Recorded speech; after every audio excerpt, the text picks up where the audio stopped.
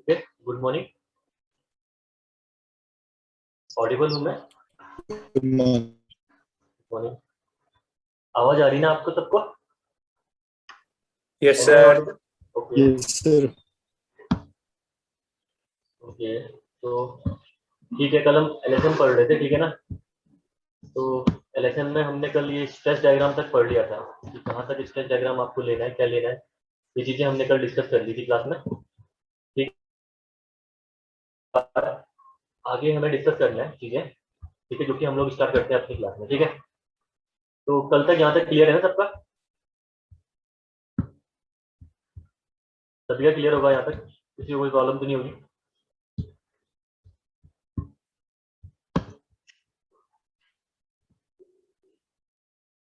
Okay, ठीक है, सही है।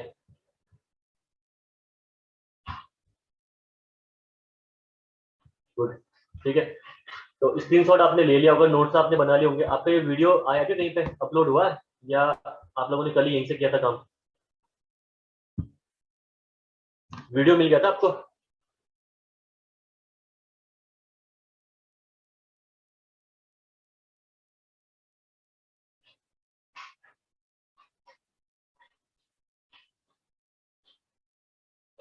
बताइए, वीडियो मिल गया था या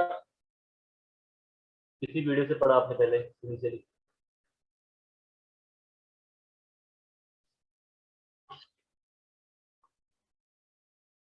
okay, side by side note करते हैं, ठीक है, ये भी सही है। मैं ना स्क्रीन शॉट के लिए टाइम दे दूंगा आज से आपको ना, तो कल भी दे रहा था मैं। स्क्रीन शॉट के लिए टाइम दे दूंगा, तो जिसने अगर कल के लेक्चर से स्क्रीन शॉट ले रहे हैं तो आप लोग स्क्रीन शॉट ले लेना पहले, ठीक है ना? जैसे ये पहला लेक्चर था, पहला जो स्लाइड की गई थी, ठीक है, यहीं से स्टार्ट किया था हमने। यहाँ से आप अपना स्क्रीन शॉट लेना स्टार्ट कर लेना, ठीक है? मैं यहाँ से टाइम दे दूंगा आपको प्रॉपर स्क्रीन शॉट लेने के लिए आप लोग, ठीक है? तो अगर किसी का छूटा है कल यहाँ से, तो आप लोग स्क्रीन शॉट ले लेना, ठीक है? दिख रहा होगा पूरा फर्स्ट पेज ये है, ठीक है?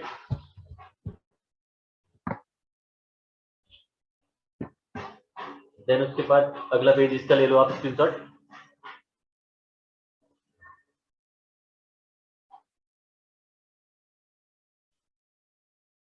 ठीक है, अगला पेज ये है, ठीक है? 1.4 कट के दिया है।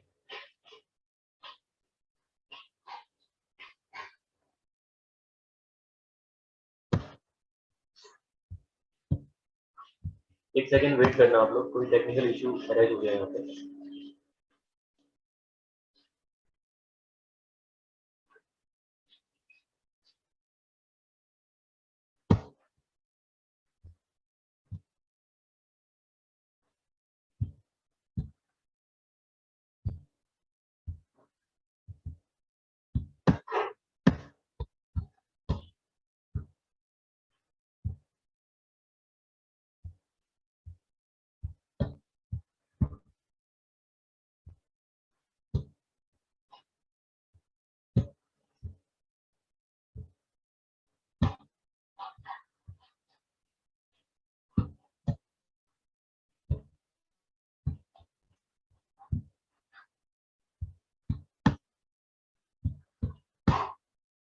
एक सेकंड वेट करना, ठीक है? टेक्निकल इशू आ गया है इसमें, शेयरिंग का अपने आप ही बैक हो गया है, ठीक है? तो अगर आप आवाज सुन रहे हो आप लोग, तो प्लीज वेट करना एक सेकंड, प्रॉब्लम ही आ रही है, पता नहीं क्या आ गया।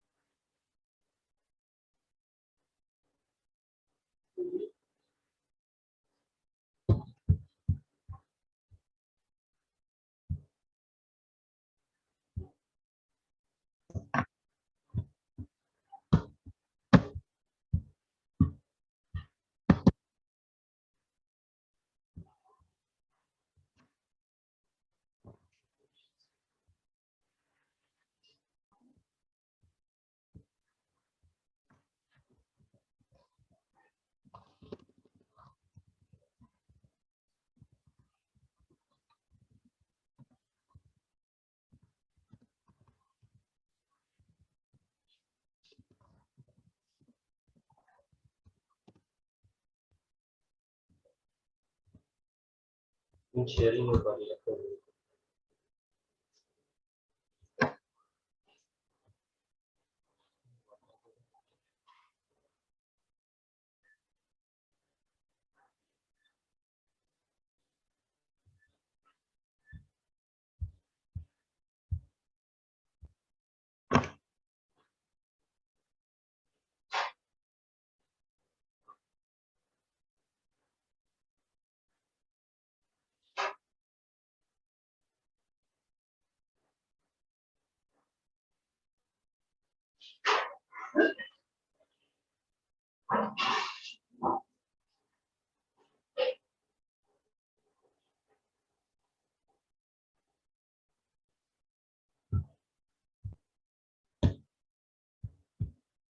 आप लोगों को आवाज आ रही है मेरी?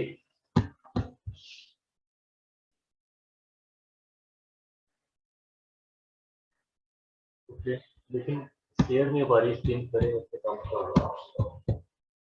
चलिए मैं ट्राई कर रहा हूँ, लेकिन रुकिए आप लोग, स्क्रीन शेयर नहीं हो पा रही।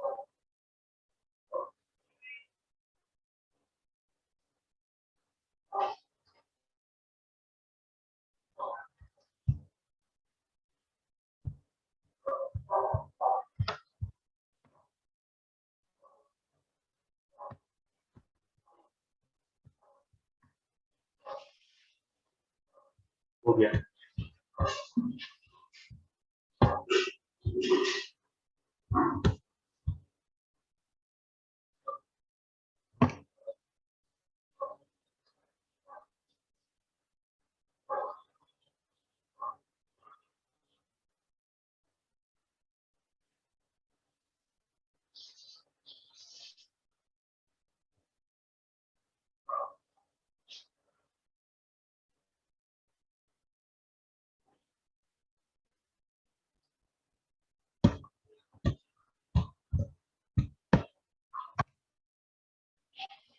यस, हो गया है। ठीक है, तो स्क्रीनशॉट के लिए मैं टाइम दे रहा था आपसे, 2 पेज का ये था ना।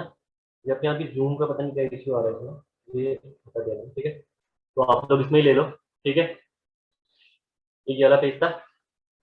देन उसके बाद अगला पेज है आपका ये वाला, इसका ले लो आप। ठीक है, एक पेज ये है। देन उसके बाद अगला जो सीक्वेंस का था हमारा पेज, ये वाला पेज। ठीक है, इसका भी ले लो आप लोग। अगर किसी का कोई पेज छूटेगा तो बता देना। ठीक है, इसका स्क्रीनशॉट ले लो और अपने नोट में करते रहना। ठीक है, कम। देन अगला पेज आप ले लो ये वाला।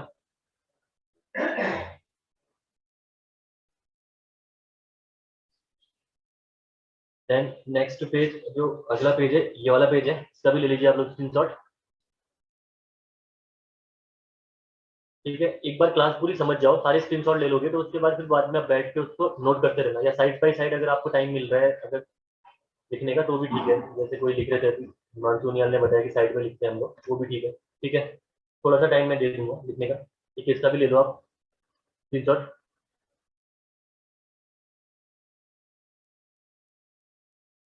ठीक है, देन फाइनल पेज आपका, ये भी आप स्क्रीनशॉट ले लीजिए। ठीक है ना, ये आपकी स्क्रीनशॉट ले लीजिए सारे के सारे, और सीक्वेंस वाइज आप इसके नोट्स बनाते रहना। ठीक है, वो आपने सबने ले लिया होगा स्क्रीनशॉट उनका। ठीक है, तो करते हैं अपनी आज की क्लास स्टार्ट हम लोग। ठीक है, यहाँ तक सबको क्लियर है?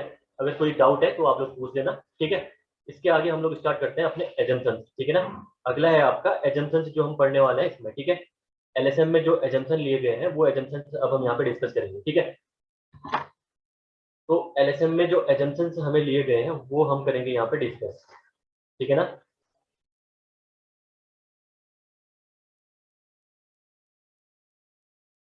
हेडिंग डालिए आप लोग एजम्पशंस, ठीक है, हेडिंग आप डालिए एजम्पशंस,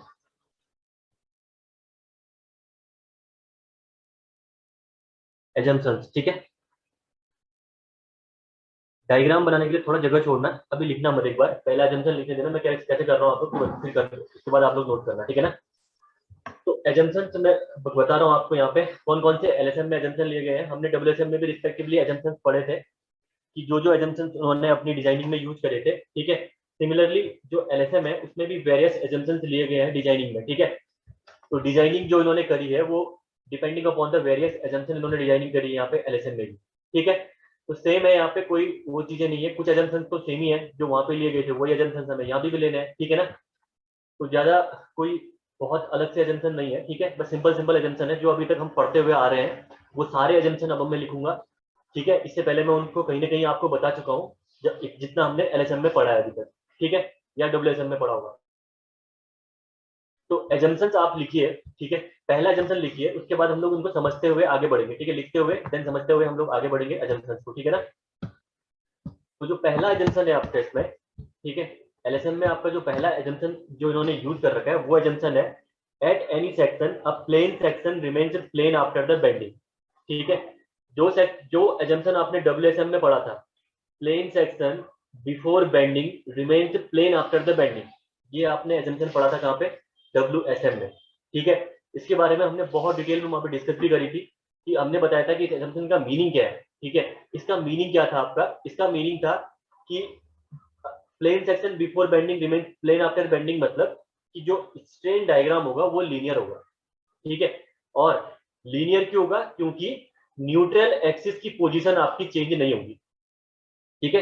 स्ट्रेन डायग्राम लीनियर क्यों होगा, क्योंकि न्यूट्रल एक्सिस की पोजीशन आपकी चेंज नहीं होगी, ठीक है। वहां पे हमने पढ़ा भी था, ठीक है, कि कोई सेक्शन है अगर आपका ये, ठीक है, ये सेक्शन अगर आप क्या कर देते हो, इस सेक्शन को अगर बेंडिंग आ गई, यहाँ पे अभी न्यूट्रल एक्सिस है, ठीक है, ये अगर अभी न्यूट्रल एक्सिस है, लेट अस कंसीडर कि रेक्टेंगुलर सेक्शन है, तो न्यूट्रल एक्सिस आपकी कहाँ पे लाई करती है इसकी, d/2 पे ना, ये टोटल डी है मान लेते हैं, ठीक है, ये टोटल डी मान लेते हैं हम लोग, ठीक है।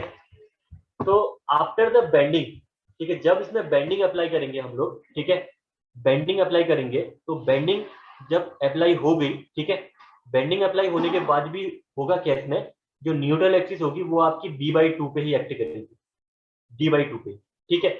यानी भले ही कर्वेचर आ जाएगा लेकिन न्यूट्रल एक्सिस की पोजीशन चेंज नहीं होगी, ठीक है, वो d/2 पे पहले भी थी, अभी भी d/2 पे होगी, ये इसका मीनिंग है, ठीक है।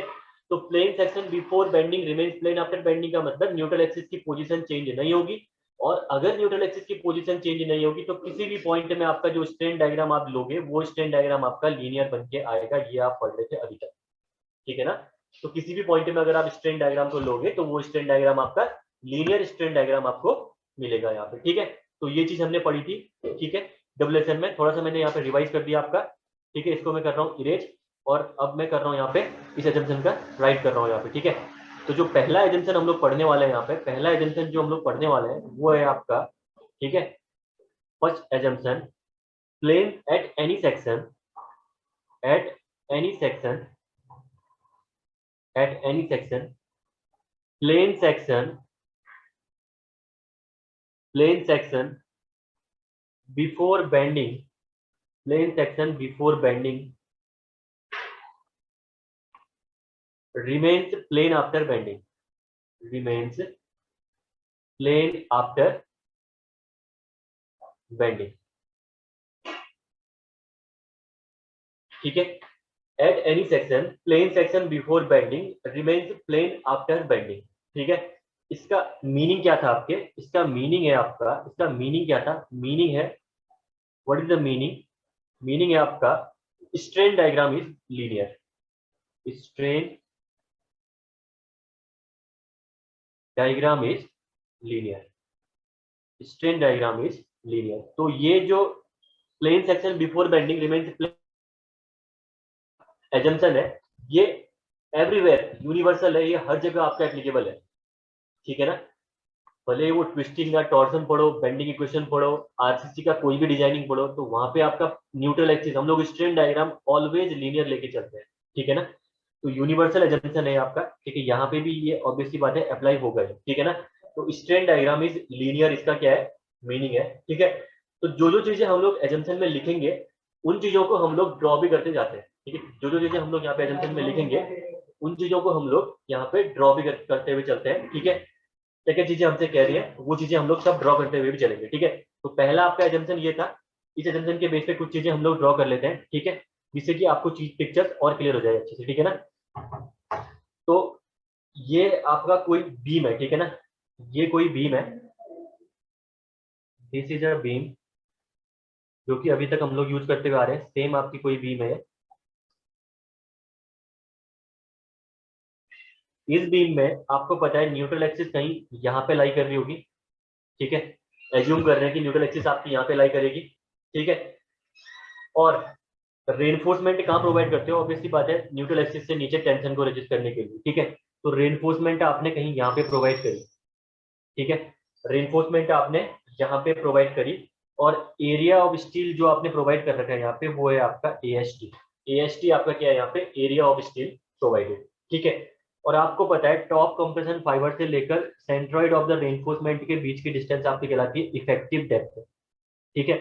टॉप कंप्रेशन फाइबर से सेंट्रॉइड ऑफ द रेनफोर्समेंट की डिस्टेंस आपकी कहलाती है इफेक्टिव डेप्थ, ठीक है। ये कहलाती है आपकी इफेक्टिव डेप्थ, ओके, ये आपको पता ही है, ठीक है। देन उसके बाद देखिए सबसे पहला एजम्पशन क्या था हमारा, पहला एजम्पशन जो हमने यूज कर रहे हैं वो हम कर रहे हैं कि स्ट्रेन डायग्राम जो बनेगा यहाँ पे, जो भी हम डिजाइनिंग में स्ट्रेन डायग्राम का यूज करने वाले हैं वो स्ट्रेन डायग्राम आपका लीनियर बनेगा, ठीक है ना। यानी लीनियर का मतलब क्या होता है, डेप्थ के अलोंग लीनियरली वेरी वेरी करेगा वो, ठीक है ना। डेप्थ के अलोंग अलोंग कैसे वेरी करेगा वो, लीनियरली वेरी करेगा, ये हमारा एजम्पशन रहने वाला है, ठीक है। तो देखिए आप स्ट्रेन डायग्राम कंप्रेशन फाइबर कहाँ पे आपका, यहाँ से है, यहीं से स्टार्ट होगा, ठीक है।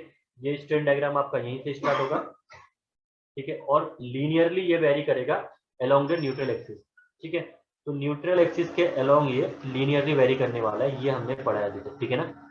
न्यूट्रल एक्सिस के अलोंग लीनियरली ये वेरी करने वाला है, ठीक है। जो पहला एजम्पशन हमने पढ़ा यहाँ पे, इस एजम्पशन के अकॉर्डिंग अभी इतना ही है कि जो स्ट्रेन डायग्राम बनेगा इसका, ठीक है, स्ट्रेन जो डायग्राम इसका बनेगा वो बनेगा लीनियर, स्ट्रेन डायग्राम लीनियर, ठीक है। तो लीनियर आपका स्ट्रेन डायग्राम यहाँ पे बन के आएगा, ठीक है। ये आपका है पहला एजम्पशन जो कि हमने यहाँ पे पढ़ा, ठीक है। अब हम बात करते हैं सेकंड एजम्पशन की हमारी, ठीक है। हमारे अब सेकंड एजम्पशन की हम बात करते हैं। पहला एजम्पशन हमने यहाँ पे पढ़ भी लिया, इसको हमने ड्रॉ भी कर लिया यहाँ, ठीक है। देन हम पढ़ते हैं हम अगला एजम्पशन अभी, ठीक है। अगला एजम्पशन आपका क्या है, ठीक है, एजम्पशन नंबर 2, ठीक है। डिजाइनिंग में जो सेकंड एजम्पशन हम लेके चलने वाले हैं वो एजम्पशन आपका क्या है, ठीक है। ये एजम्पशन है आपका, the maximum strain in concrete at the outer most compression fibre is 0.0035, ठीक है।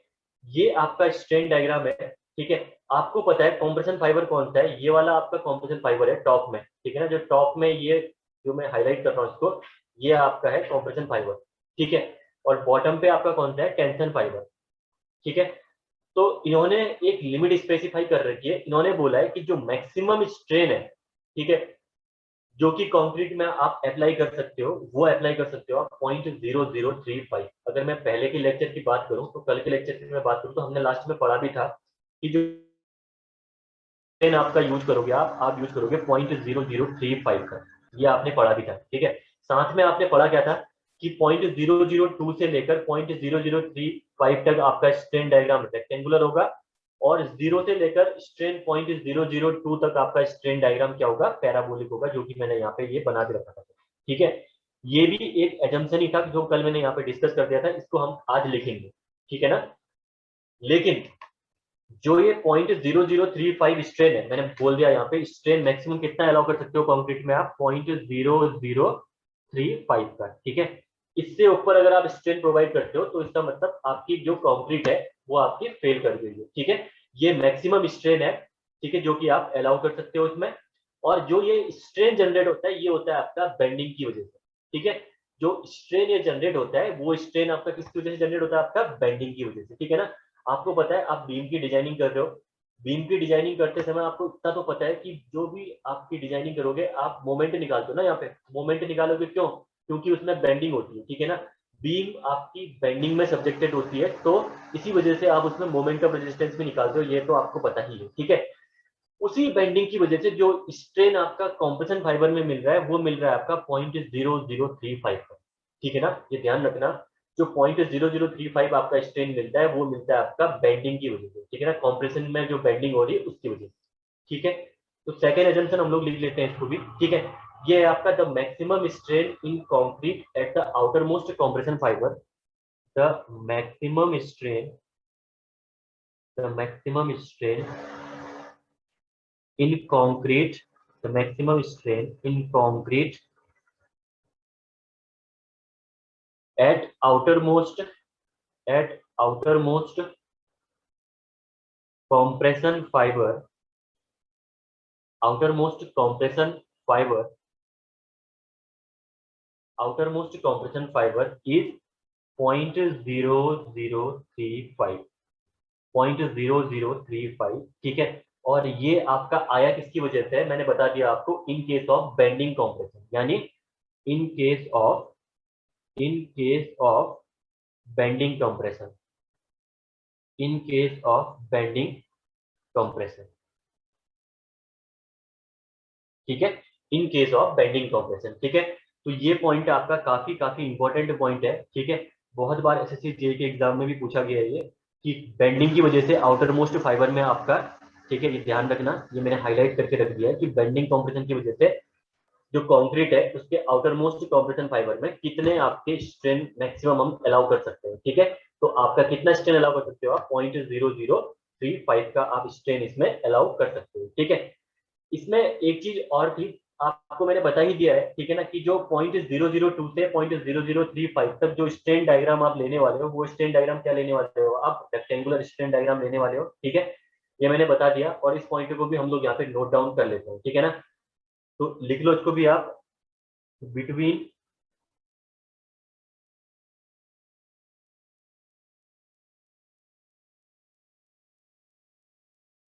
ठीक है, इसमें लिख लो आप बिटवीन,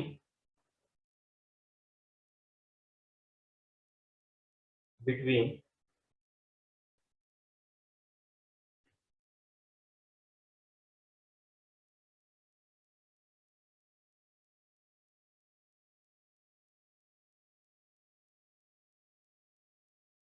ठीक है, बिटवीन 0.002 टू 0.0035, ठीक है। अभी एनालिसिस पढ़ोगे तो ये 0.002 0.0035 के बारे में आप और अच्छे से पढ़ोगे, कहाँ पे ये एक्ट कर रहे हैं, ठीक है, कितना डिस्टेंस पे ये एक्ट करते हैं, ये भी चीजें हम लोग अभी डेरिवेशन में पढ़ेंगे, तो आप पढ़ते रहिए, सीक्वेंस वाइज सब चीजें आपकी चलेंगी, ठीक है ना। तो बिटवीन 0.002 टू 0.0035 जो आपका स्ट्रेस डायग्राम है, ठीक है, stress diagram, stress diagram is rectangular, is rectangular and at 0.0035, at 0.0035 strain concrete is considered failed, is considered failed, ठीक है। तो जो मैंने समझाया था अभी आपको वही मैंने बता दिया कि 0.0035 स्ट्रेन पे आपकी कंक्रीट हम लोग फेल्ड एज्यूम करते हैं, और 0.002 से 0.0035 तक जो स्ट्रेस डायग्राम आपका बनेगा वो स्ट्रेस डायग्राम क्या होगा, रेक्टेंगुलर स्ट्रेस डायग्राम। कहाँ से आया ये हमारा कल मैंने एजम्पशंस के लिए पेज नंबर 69, ठीक है, और 38 वहाँ जो टॉपिक है वो मैंने आपको बताया था, वहीं से मैं ये चीजें लिख रहा हूँ, ठीक है ना। सारी चीजें मैं जो ले रहा हूँ वही मेरा रेफरेंस पॉइंट है, रेफरेंस पॉइंट मेरा वही है, ठीक है। देन उसके बाद देखिए जो अगला एजम्पशन है वो भी हमने पढ़ चुके हैं आगे, ठीक है, अगला एजम्पशन भी हम लोग पढ़ चुके हैं, बस मैं आपको बता देता हूँ। पर अगला एजम्पशन है क्या यहाँ पे, जो हमने कॉम्प्रेसिव स्ट्रेंथ कंक्रीट की एज्यूम कर रखी है, वो कॉम्प्रेसिव स्ट्रेंथ हमने एज्यूम करी है 0.67 f c k due to the size factor एक। साथ में जो कंक्रीट में हम डिजाइन स्ट्रेस लेने वाले हैं, जो कंक्रीट में हम डिजाइन स्ट्रेस लेने वाले हैं वो डिजाइन स्ट्रेस हम लोग लेने वाले हैं कंक्रीट में 0.45 एफसीके, ये भी हमने निकाला था वहां पे 0.67 एफसीके में हमने 1.5 की partial factor of safety apply करी थी, ठीक है ना, ये मैंने पीछे पढ़ाया था आपको, ठीक है। तो 0.45 एफसीके आपका क्या निकल के आया था, डिजाइन स्ट्रेस, ठीक है। और सेम अगर मैं बात करूं स्टील की, तो स्टील में भी आपका जो डिजाइन स्ट्रेस आपका निकल के आया था वो कितना निकल के आया था, सीधे हमने partial factor of safety apply कर दी थी कहाँ पे, यील्ड स्ट्रेस पे, ठीक है ना। वहां पे साइज का कोई भी फैक्टर या इश्यू नहीं होता है। तो इसी वजह से जो यील्ड स्ट्रेस या डिजाइन स्ट्रेस जो स्टील के लिए निकल के आया था वो निकल के आया था आपका 0.87 FY। ठीक है, तो डिजाइन स्ट्रेस जो हम यूज करने वाले हैं यहाँ पे कंक्रीट के लिए यूज करेंगे हम लोग 0.45 FC के, और स्टील के लिए हम डिजाइन स्ट्रेस यूज करेंगे 0.87 FY। ये आपका एजम्पशन नंबर थर्ड है। ठीक है, इससे पहले हम लोग एक चीज ड्रॉ कर लेते हैं। जो स्ट्रेस डायग्राम ये बोल रहा है 0.002 से 0.0035 तक स्ट्रेस डायग्राम रेक्टेंगुलर होगा, तो इसको भी हम लोग अपने जो डायग्राम है पीछे उसमें हम लोग ड्रॉ कर लेते हैं। जो एजम्पशन के बेस में मैं बता रहा हूँ आपको, की चीजें हम लोग ड्रॉ करते रहेंगे। तो सिमिलरली ये स्ट्रेस डायग्राम भी हम लोग यहाँ पे प्लॉट कर लेते हैं। ठीक है ना, देखिए आप, अगर इस स्ट्रेस डायग्राम को भी मैं यहाँ पे प्लॉट करूं तो ये स्ट्रेस डायग्राम आपका कैसा बन के आएगा, देखिए। ठीक है, तो जब हम स्ट्रेस डायग्राम यहाँ पे प्लॉट करेंगे तो स्ट्रेस डायग्राम आपका कंक्रीट के लिए जो स्ट्रेस डायग्राम हमने एज्यूम कर रखा है। ठीक है, स्ट्रेन लेट अस कंसीडर की स्ट्रेन 0.002 का आपका यहाँ पे कहीं पे लाई कर रहा है। ठीक है, ये आपका पॉइंट है जहाँ पे 0.002 का स्ट्रेन लाई कर रहा है, लेट अस कंसीडर एज्यूम। ठीक है ना, अभी ये डिस्टेंस हमें पता नहीं है, हम निकालेंगे कितने डिस्टेंस पे ये लाई करता है। ठीक है, 0.002 का। ठीक है ना, 0.002 का स्ट्रेन लेट अस कंसीडर की यहाँ पे ये स्ट्रेन आपका लाई कर रहा है। ठीक है, कॉरस्पॉन्डिंग दिस स्ट्रेन हमें अब प्लॉट करना है स्ट्रेस डायग्राम। ठीक है, स्ट्रेस डायग्राम, और अगर मैं स्ट्रेस डायग्राम की बात करूं तो अभी मैं न्यूट्रल एक्सिस से ऊपर काम कर रहा हूं, तो कंक्रीट के लिए ही काम कर रहा हूँ, इतना आपको पता होगा। ठीक है, तो जब मैं स्ट्रेस डायग्राम यहाँ पे प्लॉट करूंगा, ठीक है, जब मैं स्ट्रेस डायग्राम यहाँ पे प्लॉट करूंगा, ठीक है, तो स्ट्रेस डायग्राम इसका देखिए मैं अलग ढंग से बना देता हूँ। ठीक है, जब मैं स्ट्रेस डायग्राम प्लॉट करूंगा तो यहाँ पे तक तो जीरो से, जहाँ पे जीरो है वहां से 0.002 तक तो ये क्या बन के आएगा आपका, पैराबोलिक बन के आएगा। ठीक है, उसके बाद आपका ये स्ट्रेस डायग्राम सब्सिक्वेंटली रेक्टेंगुलर बन जाएगा। ठीक है ना, उसके बाद आपका ये स्ट्रेस डायग्राम सब्सिक्वेंटली क्या बन जाएगा, रेक्टेंगुलर स्ट्रेस डायग्राम आपका ये ड्रॉ हो जाएगा। ठीक है, देन उसके बाद देखिए जो आउटर मोस्ट मैंने अभी बताया आपको, डिजाइन स्ट्रेस आपको लेना कितना है, डिजाइन स्ट्रेस यानी जो डिजाइन स्ट्रेस वहां पे सिग्मा सीबीसी आप लेके चल रहे थे, यानी परमिसिबल स्ट्रेसेस जो डब्ल्यूएसएम में आप सिग्मा सीबीसी लेके चल रहे थे, यहाँ पे आप वो परमिसिबल स्ट्रेसेस या वो डिजाइन स्ट्रेसेस लेके चलोगे 0.45 FC के। ठीक है, 0.45 FC के ये आप डिजाइन स्ट्रेस लेके चलने वाले हो यहाँ पे। ठीक है, और अगर मैं स्टील की बात करूं, अगर मैं बात करूं, अब देखिए जो स्ट्रेस डायग्राम है वो स्ट्रेस डायग्राम आपको पता ही है कि न्यूट्रल एक्सिस से नीचे आप लोग क्या करके चल रहे हो, नेग्लेक्ट करके चलते हो कंक्रीट के लिए। तो कंक्रीट के लिए यहाँ पे कोई भी स्ट्रेस डायग्राम नहीं होगा। और स्टील में इन्होंने डायरेक्टली हमें बता रखा है कि स्टील में जो हम लोग फोर्सेस लेने वाले, स्टील में जो हम स्ट्रेस लेने वाले हैं, ठीक है, स्टील में जो हम डिजाइन स्ट्रेस लेने वाले हैं वो डिजाइन स्ट्रेस हम लोग लेने वाले हैं 0.87 FY। ठीक है ना, यानी पार्शियल फैक्टर ऑफ सेफ्टी आपने लगा दी इसमें स्टील में 1.15 की। जब पार्शियल फैक्टर ऑफ सेफ्टी 1.15 की लगाई तो स्टील में आपके डिजाइन स्ट्रेसेस कितने निकल के आगे 0.87 FY का। ये है क्या आपका, ये है आपका स्ट्रेस डायग्राम, ये क्या आपका स्ट्रेस डायग्राम। ठीक है ना, स्ट्रेस डायग्राम। तो कंक्रीट के लिए स्ट्रेस डायग्राम देखिए, पैराबोलिक पोर्शन ये वाला है आपका, this is the parabolic portion, this is the parabolic portion, and 0.002 से 0.0035 तक this is the rectangular portion, this is the rectangular portion which we are using in the concrete only. ठीक है ना, ये बात हम लोग किसकी कर रहे हैं, कंक्रीट की हम लोग यहाँ पे कर रहे हैं। ठीक है ना, तो देखिए पैराबोलिक पोर्शन को मैं यहाँ पे हैच करके दिखा देता हूँ आपको। ये आपका पैराबोलिक पोर्शन मैंने हैच कर दिया यहाँ पे। ठीक है, सिमिलर वे में मैं यहाँ पे इसको भी हैच कर देता हूँ रेक्टेंगुलर पोर्शन को, ये मैंने रेक्टेंगुलर पोर्शन को भी मैंने यहाँ पे हैच कर दिया। ठीक है ना, देन सिमिलर वे में जो हमारी बीम यहाँ पे है, ठीक है ना, ये बीम है, इस बीम के लिए भी मैं यहाँ पे हैच कर देता हूँ चीजें। ठीक है ना, तो 0.002 से लेकर जो ऊपर वाला पोर्शन यहाँ के लिए, इतने के लिए आपका इस बीम के इतने पोर्शन के लिए तो आपका डायग्राम रेक्टेंगुलर बन के आ रहा है। ठीक है, और अगर मैं बात करूं इससे नीचे वाले पोर्शन के लिए, तो इस वाले इससे नीचे वाले पोर्शन के लिए आपका जो स्ट्रेस डायग्राम है वो क्या निकल के आ रहा है आपका,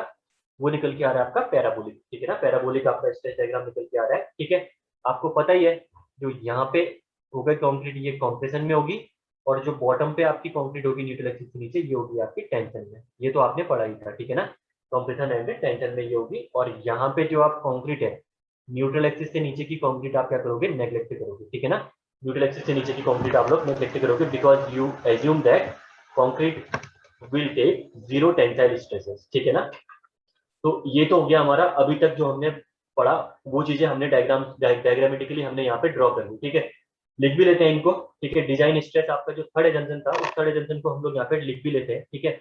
तो थर्ड एजम्पशन में हमारा था क्या, ठीक है ना, the compressive strength of concrete is taken as, ठीक है, कॉम्प्रेसिव स्ट्रेंथ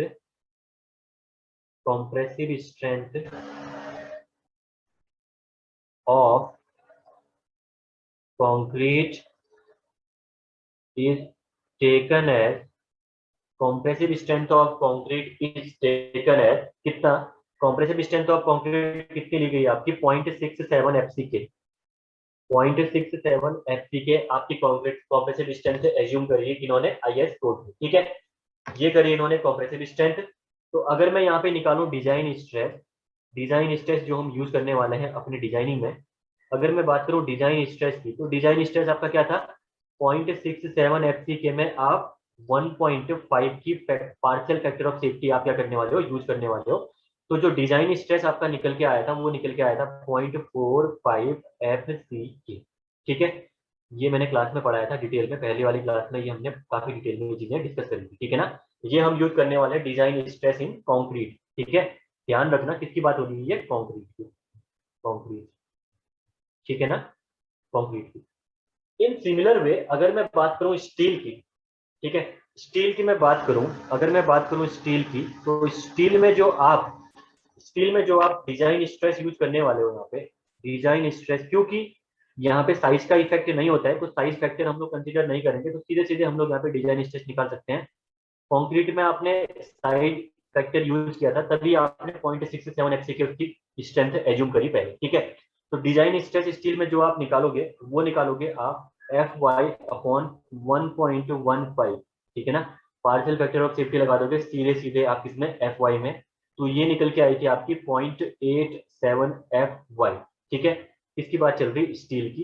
तो स्टील में जो डिजाइन स्ट्रेस आप यूज करने वाले हो 0.87 एफ वाई, आप इसमें डिजाइन स्ट्रेस आप यूज करने वाले हो, ठीक है। साथ में एक पॉइंट हमने और पढ़ लिया है यहाँ पे, एक पॉइंट हमने क्या पढ़ा, हमने पढ़ा tensile strength of the concrete is neglected, ठीक है।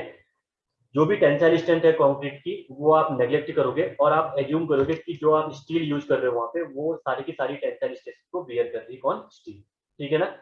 तो tensile strength of concrete is to be ignored, ठीक है, ये आपका अगला पॉइंट है। Tensile strength of, tensile strength of concrete is to be ignored, ठीक है। टेंसाइल स्ट्रेंथ है जो आपके कंक्रीट की, वो आप क्या करोगे, इग्नोर करोगे डिजाइनिंग के लिए, ठीक है। अगर tensile strength of concrete ignore करोगे, तो आप डिजाइन कैसे करोगे सेक्शन को, एज अ क्रैक्ड सेक्शन, ठीक है। यानी आप एज्यूम करोगे कि जो टेंशन में आपकी कंक्रीट प्रेजेंट है वो क्रैक है, अगर क्रैक उसमें होगा तो इसका मतलब वहां पे स्ट्रेसेस कितने प्रोड्यूस होंगे, या स्ट्रेसेस कितना ले पाएगी, वो 0, ठीक है। दो सेक्शन हमने पढ़े थे डब्ल्यूएसएम में, अगर आपने वहां पे क्लास में सुना होगा किसी ने, तो दो दो दो हमने सेक्शन पढ़े थे, एक तो क्रैक्ड सेक्शन, दूसरा था अनक्रैक्ड सेक्शन, ठीक है। अगर बात करूं मैं अनक्रैक्ड सेक्शन की, तो अनक्रैक्ड सेक्शन के केस में हम लोग क्या कर रहे थे, जो टेंशन में आपकी कंक्रीट है उसको भी हम लोग डिजाइनिंग में, यानी हम उसको भी कंसिडर कर रहे थे कि वो टेंसाइल स्ट्रेसेस आपकी बियर कर रही है, ठीक है। लेकिन अगर मैं बात करूं क्रैक्ड सेक्शन की, तो क्रैक्ड अगर आपने सेक्शन एज्यूम कर रखा है टेंशन में, उसका मतलब क्या है कि जो टेंशन में स्ट्रेसेस हैं वो आपके 0 हैं, किसके, कंक्रीट के, ठीक है। तो इसको भी लिख लो, design as per the cracked section, ठीक है, design as per cracked section, section, ठीक है। तो design as per the cracked section, यानी इसका मतलब क्या है, neglect concrete area in the tension zone, neglect neglect concrete area in the tension zone, neglected concrete area in the tension zone, ठीक है ना। इसका मतलब यही है, ठीक है। ये हो गया आपका चौथा एजम्पशन, ठीक है। अब अगला आपका एजम्पशन है एजम्पशन नंबर 5, ठीक है। इस एजम्पशन को आप क्या करेंगे, सिर्फ राइट डाउन कर लीजिए अभी, ठीक है। और इस एजम्पशन को हम लोग समझेंगे कहाँ पे, जब आप डबली रेनफोर्स बीम पढ़ोगे, जब डबली रेनफोर्स बीम पढ़ोगे तो वहां पे स्पेशली मैं इस एजम्पशन को समझाऊंगा कि एजम्पशन कहना क्या चाह रहा है। अभी आप उसको समझोगे नहीं, ठीक है ना, समझ नहीं पाओगे अगर मैं समझाने की कोशिश भी करूँ, तो पांचवा एजम्पशन आप लिख लीजिए। इस एजम्पशन को हम लोग डिस्कस करेंगे डबली रेनफोर्स सेक्शन के केस में, ठीक है ना। तो ये एजम्पशन आपके क्या कह रहा है, the stresses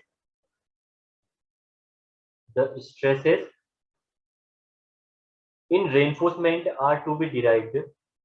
The stresses in reinforcement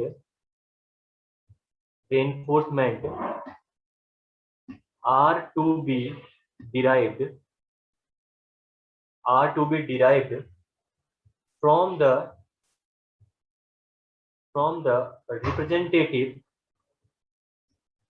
representative stress strain curve, representative stress strain curve for the type of steel used, for the type of steel used, ठीक। and this assumption is valid for doubly reinforced beam, valid for, लिख लो maximum use करते हैं यहाँ, या ये कर लो, हाँ valid for Dabali reinforced beam ही कहते हैं, डबली रेनफोर्स्ड बीम, ठीक है। तो डबली रेनफोर्स्ड बीम के केस में आपका ये असम्पशन वैलिड है कि जो स्ट्रेसेस हैं आपके वो स्ट्रेस स्ट्रेन कर्व से निकलेंगे, ठीक है, depending upon the type of steel use, ठीक है। कैसे आपका क्या होता है इसका हम एप्लीकेशन के साथ वहीं पे डिस्कस करेंगे, तो वहां पे मैं स्पेशली इसको, इस असम्पशन को डिस्कस कर दूंगा, ठीक है ना। इस असम्पशन को आप अपनी रिपोर्ट से पर लिख लीजिए, ठीक है। देन उसके बाद आपका जो लास्ट एजम्पशन जो आप यूज करने वाले हो यहाँ पे, वो एजम्पशन है आपका strain in tension side of the steel, ठीक है ना। आपने देखिए यहाँ पे स्ट्रेन कॉम्प्रेशन साइड में तो आपने पढ़ लिया कि स्ट्रेन आपका कंक्रीट में मैक्सिमम 0.0035 तक हो सकता है, 0.00 तक 0.002 से आपका रेक्टेंगुलर आपका स्ट्रेन, रेक्टेंगुलर स्ट्रेस डायग्राम आपका स्टार्ट हो जाता है, ये तो आपने पढ़ लिया कंक्रीट के लिए। लेकिन जो स्ट्रेन है आपका वो स्ट्रेन आपका स्टील में भी तो आएगा ना कुछ ना कुछ, ठीक है। मैक्सिमम स्ट्रेन जो आपका स्टील में इस पोर्शन में जो ये आएगा, इस पोर्शन में भी तो स्ट्रेन आएगा। तो जो एलएसएम है आपका वो एज्यूम करता है कि जो टेंशन साइड है, ठीक है, जहाँ पे स्टील आपने यूज कर रखी है वहां पे जो मैक्सिमम स्ट्रेन है, strain should not be less than, ठीक है। स्ट्रेन हमें इतना तो हमें प्रोवाइड करना ही करना है, कितना मैं लिख देता हूँ यहाँ पे, ये आपने डिराइव करके पढ़ा भी है पहले, ठीक है। मैं यहाँ पे जस्ट इसको आपको बता देता हूँ, ठीक है। आपको ये चीज दिखने में ही समझ में आ जाएगी कितना आपका स्ट्रेन होना चाहिए यहाँ पे, maximum 0.002 plus 0.87 FY upon ES। अगर किसी ने पहली यूनिट अच्छे से पढ़ी होगी, ठीक है, तो ये चीज उसको याद आ गई होगी। मैंने बताया था आपको इसका कंसेप्ट आपका इसका कंसेप्ट आपका कहाँ पे लगने वाला है, इसका कंसेप्ट आपका मैंने बताया था आपको कि जो हमने यहाँ पे स्ट्रेन कैलकुलेट कर रखा है, ठीक है, इस स्ट्रेन का कॉन्सेप्ट आपका, तो वही जो हमने कैलकुलेट किया उसी का एप्लीकेशन आपका यहाँ पे यूज हो रहा है। देखिए जो हम चीजें बेसिक हम पहले पढ़ते हुए आ रहे थे, वही बेसिक चीजें हम लोग यहाँ पे आगे हमें अप्लाई करनी है, ठीक है। तो जो स्ट्रेन आपका, ठीक है, स्ट्रेन स्टील में आना चाहिए, वो इससे कम किसी केस में नहीं आना चाहिए। यानी अगर आपका स्ट्रक्चर फेल होता है एलएसएम में, ठीक है ना, जो आपने स्ट्रक्चर एलएसएम से डिजाइन कर रखा है, अगर वो स्ट्रक्चर आपका फेल होता है तो वहां पे मिनिमम स्ट्रेन कितना होना चाहिए, 0.002 प्लस 0.87 FY अपॉन ES, ठीक है ना। तो ये हमने निकाला कहाँ पे था, याद है ना, अगर निकाला किसी को याद होगा तो निकाला कहाँ पे था हमने, ये चीज ये निकाली थी हमने जहाँ पे आपका यील्ड पॉइंट स्पेसिफाइड नहीं था, वहां पे हमने ऑफसेट लेके ये स्ट्रेन हमने कैलकुलेट किया था, अगर याद होगा तो आपको, ठीक है। तो वो स्ट्रेन आपका एलएसएम ने सीधे कंसीडर कर दिया अपनी डिजाइनिंग में, और उन्होंने कहा कि अगर आपकी कंक्रीट फेल हो रही है तो कंक्रीट में मैक्सिमम स्ट्रेन आपका 0.0035 तक हम अप्लाई कर सकते हैं, उसके बाद कंक्रीट फेल कर जाएगी। और अगर मैं बात करूं स्टील में, तो स्टील में आपका स्ट्रेन इससे कम तो नहीं होना चाहिए, यानी स्ट्रेन आपका 0.002 प्लस 0.87 FY अपॉन ES तक आना चाहिए, उसके बाद आपका फेलियर अगर करना चाहिए, ठीक है ना। यानी जितना ये टोटल स्ट्रेन है 0.002 प्लस 0.87 FY अपॉन ES, इसमें जब वैल्यू रखोगे जितना स्ट्रेन आएगा इतना आपका मिनिमम स्ट्रेन होना चाहिए स्टील में, उसके बाद आपका फेलियर अगर कर सकता है, ठीक है ना। तो इतना स्ट्रेन हमें मिनिमम प्रोवाइड करना ही है स्टील में, ठीक है। ये हो गई आपकी स्ट्रेन की वैल्यू, सारे डायग्राम में जो जो चीजें थी हमने यहाँ पे मेंशन कर ली है, ठीक है। इसको भी मैं एजम्पशन को लिख देता हूँ यहाँ पे, ठीक है। जब मैं इस एजम्पशन को यहाँ पे राइट डाउन कर रहा हूँ, तो इस एजम्पशन को राइट डाउन करने के लिए अभी मैं आपको स्क्रीनशॉट के लिए टाइम दे दूंगा, ठीक है। अभी आप देखते रहिए या लिख रहे हो तो लिखते रहिए, जो भी चीज कर रहे हो आप। मैं स्क्रीनशॉट के लिए एक बार ये एनालिसिस पूरी हो जाए तो मैं साथ में ही एक बार ही टाइम दे दूंगा आपका अच्छे से स्क्रीनशॉट लेने के लिए सबका, ठीक है, क्योंकि कुछ चीजें मैं अभी डायग्राम में अभी और ऐड करूंगा, तो तभी थोड़ा सा आप लोगों को बाद में मैं स्क्रीनशॉट के लिए टाइम दे दूंगा, ठीक है ना। तो अगला जो एजम्पशन है आपका, maximum strain in tension reinforcement at the time of the collapse, the maximum strain in tension reinforcement, tension reinforcement at the time of collapse, at the time of collapse shall not be less than, shall not be less than, ठीक है, कितना, shall not be less than, कितना बोला मैंने आपसे, मैंने बोल दिया आपसे 0.002 ऑफसेट प्लस 0.87, कहाँ से आया ये, आपने particle factor of safety use करी यहाँ पे अपॉन ई एस, होप आपको दिख रहा होगा ये, ठीक है ना। तो ये भी इंपॉर्टेंट है, एग्जाम में कई बार पूछा भी गया है आपसे, ठीक है, ये भी काफी काफी इंपॉर्टेंट चीज है, एग्जाम में आपसे बहुत बार पूछी गई है, ठीक है ना, ध्यान रखना है चीज, ठीक है। ये हो गए हमारे एजम्पशन से सारे के सारे कंप्लीट, जो एजम्पशन हम पढ़ सकते थे वो सारे एजम्पशन जो उन्होंने ले रखे हैं डिजाइनिंग में, वो सारे एजम्पशन हमने यहाँ पे पढ़ लिए हैं, ठीक है ना। वो एजम्पशन हमने सारे के सारे पढ़ लिए हैं, ठीक, क्या क्या पढ़ा हमने, डायग्राम से देखें तो हमने पढ़ा कि पहला तो पढ़ा हमने कंक्रीट में कितना स्ट्रेन है 0.0035, ठीक है, दिख रहा है यहाँ पे। स्टील में कितना स्ट्रेन आप लोगों को प्रोवाइड करना है मिनिमम, ठीक है ना, यानी मैक्सिमम स्ट्रेन आपका इतना आना ही चाहिए, ठीक है ना। ये आपका 0.002 plus 0.87 F Y upon E S का, ठीक है। आपने उसके बाद पढ़ा 0.002 से लेकर 0.0035 तक आपका जो स्ट्रेस डायग्राम है वो बनेगा आपका लीनियर स्ट्रेस डायग्राम बनेगा, ठीक है। देन उसके बाद आपने क्या पढ़ा यहाँ पे, जो स्ट्रेस आप यूज करने वाले हो कंक्रीट में, वो स्ट्रेस आप यूज करोगे डिजाइन स्ट्रेस 0.45 एफ सी के, और स्टील में आप यूज करोगे 0.87 एफ वाई का, ठीक है ना। जो चीजें आपने पढ़नी थी ये पढ़ ली।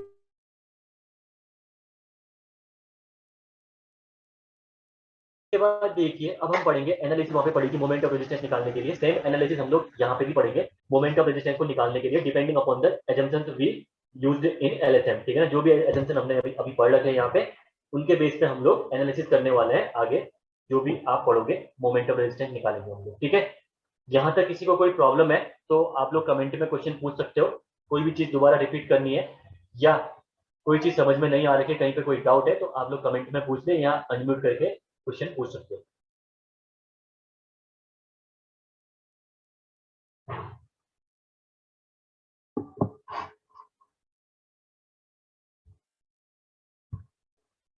एक चीज बताना, मेरी यहाँ पे आपको पिक दिख रही है पढ़ाते टाइम पे, कुछ दिख रहा है स्क्रीन में, मेरी फोटो दिख रही है या नहीं दिख रही, एक बार कमेंट करके प्लीज बताना मेरी फोटो दिख रही नहीं दिख रही, क्योंकि मैंने हाइड कर रखा है या क्या कर रखा है मुझे एक्चुअली पता नहीं चल रहा है। दिख रही है सर आपकी फोटो। दिख रही है? Yes sir. ठीक है, मैंने सोचा नहीं दिख रही होगी, क्योंकि मेरे यहाँ पे मैंने हाइड तो करा नहीं था, लेकिन छोटा कर रखा है, मुझे लगा नहीं दिख रही होगी, चलो ठीक है, ओके, ठीक है। तो अब पढ़ते हैं हम लोग एनालिसिस, ठीक है ना। एनालिसिस पढ़ने से पहले एक चीज तो आप लोग ध्यान रखना कि जो ये स्ट्रेन डायग्राम आपने यूज कर रखा है, ठीक है, जो स्ट्रेन डायग्राम आपने यहाँ पे यूज कर रखा है, वहां पे एक चीज हमें एनालिसिस में पढ़नी है, जो चीज मैं यहीं पे डिस्कस करते हुए चलता हूँ, उसके बाद हम लोग सीधे वहां पे डिस्कस करेंगे, उसको लिखेंगे सीधे, ठीक है। तो यहाँ पे देखिए आप, इसको मैं मान रहा हूँ पॉइंट ए, इसको मैं मान रहा हूँ पॉइंट ए, ठीक है, स्ट्रेन डायग्राम में देखिए बी पॉइंट मान रहा हूँ जहाँ पे आपका स्ट्रेन 0.002 का है, और मैं यहाँ पे मान रहा हूँ सी पॉइंट यहाँ पे मान रहा हूँ मैं जहाँ पे स्ट्रेन आपका 0.0035 का है, ठीक है। तो मैं ये स्ट्रेन यहाँ पे मान रहा हूँ, सॉरी ये मैंने पॉइंट मान लिए ए बी सी, ठीक है।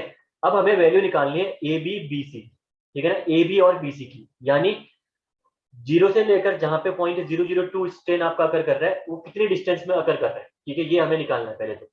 उसके बाद हमें निकालना है 0.002 से लेकर 0.0035 के बीच में कितनी डिस्टेंस है जहां पे रेक्टेंगुलर स्ट्रेस डायग्राम आपका लाई करेगा, ठीक है। यानी सिंपली ए बी क्या है यहाँ पे आपका, ए बी आपका क्या है, जहाँ पे पैराबोलिक स्ट्रेस डिस्ट्रीब्यूशन है, तो पैराबोलिक स्ट्रेस डिस्ट्रीब्यूशन के लिए डिस्टेंस कैलकुलेट करनी है, सिमिलर वे में रेक्टेंगुलर आपका जो स्ट्रेस डिस्ट्रीब्यूशन है उसके लिए भी आपको यहाँ पे क्या निकालनी है, क्या निकालनी है, सॉरी, कहाँ पे कितने में एक्ट कर रहा है वो निकालना है आपको, बीसी की वैल्यू, ठीक है ना।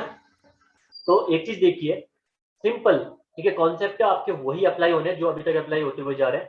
आपने एक चीज वहां पे पढ़ी थी, आपने क्या पढ़ा था वहां पे, कि जहां पे भी लीनियर आपका स्ट्रेन डायग्राम है या लीनियर आपका स्ट्रेच डायग्राम है, तो वहां पे आपका सिमिलर ट्रायंगल की प्रॉपर्टी आपकी अप्लाई होगी। ये आपने पढ़ा था, ठीक है ना। सिमिलर ट्रायंगल की प्रॉपर्टी वहां पे अप्लाई होगी, तो यहाँ पे भी आप सीधे सिमिलर ट्रायंगल की प्रॉपर्टी लगा सकते हो। कौन से ट्रायंगल में, एक ट्रायंगल आपका ए सी डी बन रहा ना, ए सी में डी मान लो इसको, ठीक है ना, ये डी ले लीजिए, ठीक है। एक ट्रायंगल आपका बन रहा ए सी डी, ठीक है, और एक ट्रायंगल आपका बन रहा ए बी ई, ठीक है ना, ए बी ई। तो दो ट्रायंगल आपके बन रहे, इन दो ट्रायंगल के साइड्स का आप रेशियो ले लीजिए और सीधे आपकी डिस्टेंसेस कैलकुलेट होके आ जाएंगी, ठीक है ना। क्योंकि आपका स्ट्रेन डायग्राम लीनियर है, तो आप यहाँ पे सिमिलर ट्रायंगल की हेल्प से ट्रायंगल्स को इक्वेट कर सकते हो। तो बड़ा वाला जो ट्रायंगल बन रहा है एसीडी, उस ट्रायंगल को आप इक्वेट कर सकते हो ए बी ई वाले ट्रायंगल के साथ, ठीक है। तो उनकी साइड्स को आप इक्वेट करिए, तो जैसे ही आप साइड्स को इक्वेट करेंगे तो आपका क्या निकल के आ जाएंगे, ए बी और बी सी की वैल्यूज, ठीक है ना। ये आप समझ गए होंगे, मैं अभी वहां पे डायरेक्टली अप्लाई करूंगा, ठीक है। ये मैंने समझा दिया अभी आपको यहाँ पे, ठीक है। देन उसके बाद एनालिसिस करने से पहले सबसे पहले हमको क्या करना है, सबसे पहले हमको बनाना है यहाँ पे जो स्ट्रेस डायग्राम अभी हमने देखा है वो क्लियरली हम लोग बनाएंगे, फिर उसके बाद हम लोग आगे अपनी एनालिसिस स्टार्ट करेंगे, ठीक है ना। तो पहले मैं बना लेता हूँ यहाँ पे स्ट्रेस डायग्राम जो हम यूज करने वाले हैं डिजाइनिंग में, ठीक है ना। जो हमने वहां पे स्ट्रेस डायग्राम बनाया उसी को मैं यहाँ पे प्लॉट करने वाला हूँ, ठीक है। तो देखिए स्ट्रेस डायग्राम क्या था आपका, स्ट्रेस डायग्राम हम लोग बना लेते हैं, ठीक है।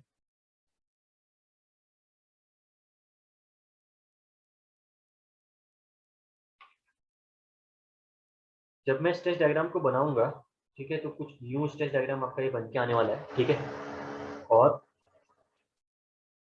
ये आपका neutral axis let us consider कि यहाँ पे आपकी कोई न्यूट्रल एक्सिस लाई कर दी है, ठीक है ना। न्यूट्रल एक्सिस आपकी यहाँ पे लाई कर दी है और यहाँ पे आपने स्टील यूज कर रखी है, ठीक है। और कंक्रीट के लिए ही स्ट्रेस डायग्राम की जरूरत पड़ने वाली है, क्योंकि स्टील में तो आपको स्ट्रेस सीधे ही पता है यहाँ पे 0.87 Fy, तो उसके लिए आपको स्ट्रेस डायग्राम की यूज की जरूरत पड़ेगी नहीं, ठीक है। कंक्रीट के लिए यहाँ पे स्ट्रेस डायग्राम की आपकी जरूरत पड़ने वाली है, ठीक है। तो कंक्रीट के लिए आपको पता है ये पार्टली पैराबोलिक है, पार्टली रेक्टेंगुलर है, ठीक है। तो लेट अस कंसीडर कि इतने सेक्शन में आपका ये पैराबोलिक है और इसके बाद आपका ये सेक्शन आपका सब्सिक्वेंटली रेक्टेंगुलर आपका ये सेक्शन होते जाता है, ठीक है ना। ये आपको पता ही है, ठीक है, इतना तो आप जानते ही हो, ठीक है। तो यहाँ पे मैं कंसीडर कर रहा हूँ, लेट अस कंसीडर कि ये आपका पोर्शन है जहाँ जिससे नीचे आपका सेक्शन जो स्ट्रेच डायग्राम है वो आपका पैराबोलिक स्ट्रेच डायग्राम है, और इससे ऊपर आपका डायग्राम है आपका रेक्टेंगुलर, ठीक है ना। मैंने हेज्ड पोर्शन शो कर रखा था आपका इससे ना कंक्रीट के लिए, ठीक है। तो ये आपका हो गया जहाँ पे स्ट्रेच डायग्राम रेक्टेंगुलर है, ठीक है। और ये वाला पोर्शन हो गया जहाँ पे आपका स्ट्रेच डायग्राम पैराबोलिक है। ये मैंने जो पीछे स्ट्रेच डायग्राम बनाया था वही स्ट्रेच डायग्राम मैं यहाँ पे बनाने वाला हूँ, ठीक है। अब बात करते हैं फोर्सेस कैलकुलेशन की, ठीक है। इस स्ट्रेच डायग्राम में फोर्सेस कैलकुलेशन की अगर हम बात करें, तो फोर्सेस कैलकुलेशन आप बताइए कितने फोर्सेस यहाँ पे हमें निकालने पड़ेंगे, ठीक है ना। अगर कोई चैट में बता पाए कि हमें यहाँ पे कितने फोर्सेस निकालने पड़ेंगे तो बहुत ही अच्छा होगा, मैं समझूंगा कि आपके कॉन्सेप्ट काफी क्लियर होते हुए जा रहे हैं, क्योंकि डब्ल्यूएसएम में हमने ये चीजें बहुत अच्छे से पढ़ी थी। तो आप प्लीज एक बार कोई कमेंट करके बताइए एक बार कि यहाँ पे मैं कितने फोर्सेस कैलकुलेट करूंगा। दीपक गौड़ 3, ओके, एक 3 बोल रहे हैं, और कोई इसके अलावा कोई और। वन स्टूडेंट दीपक गौर जिन्होंने बोला कि 3 फोर्स हम कैलकुलेट करेंगे, ठीक है। अस्मिता सेमवाल भी बोल रही है कि 3 हम फोर्सेस कैलकुलेट करेंगे, ठीक है। कोई इनको गलत साबित करके दिखा दो एक बार दिखा दो इनको गलत साबित करके, कोई कोई ना कोई तो होगा क्लास में, प्लीज।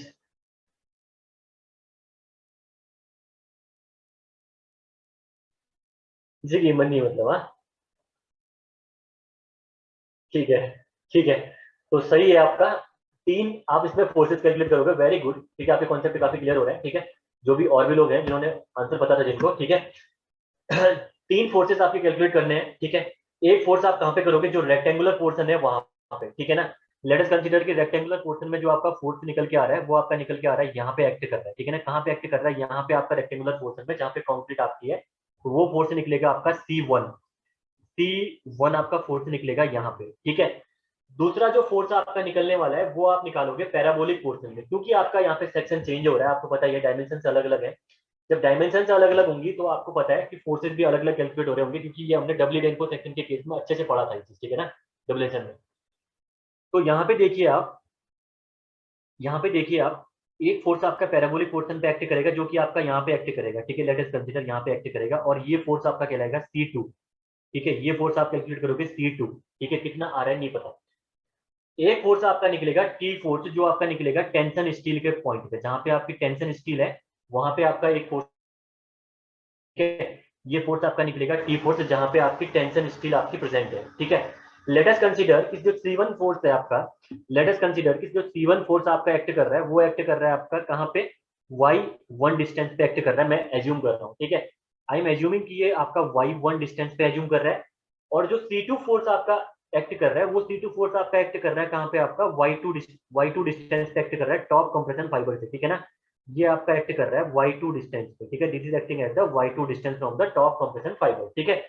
ये तो हो गया y1 और y2, जहां पे आपके respectively forces calculate, sorry forces आपके क्या हो रहे हैं, फोर्सेस आपके एक्ट कर रहे हैं, ठीक है।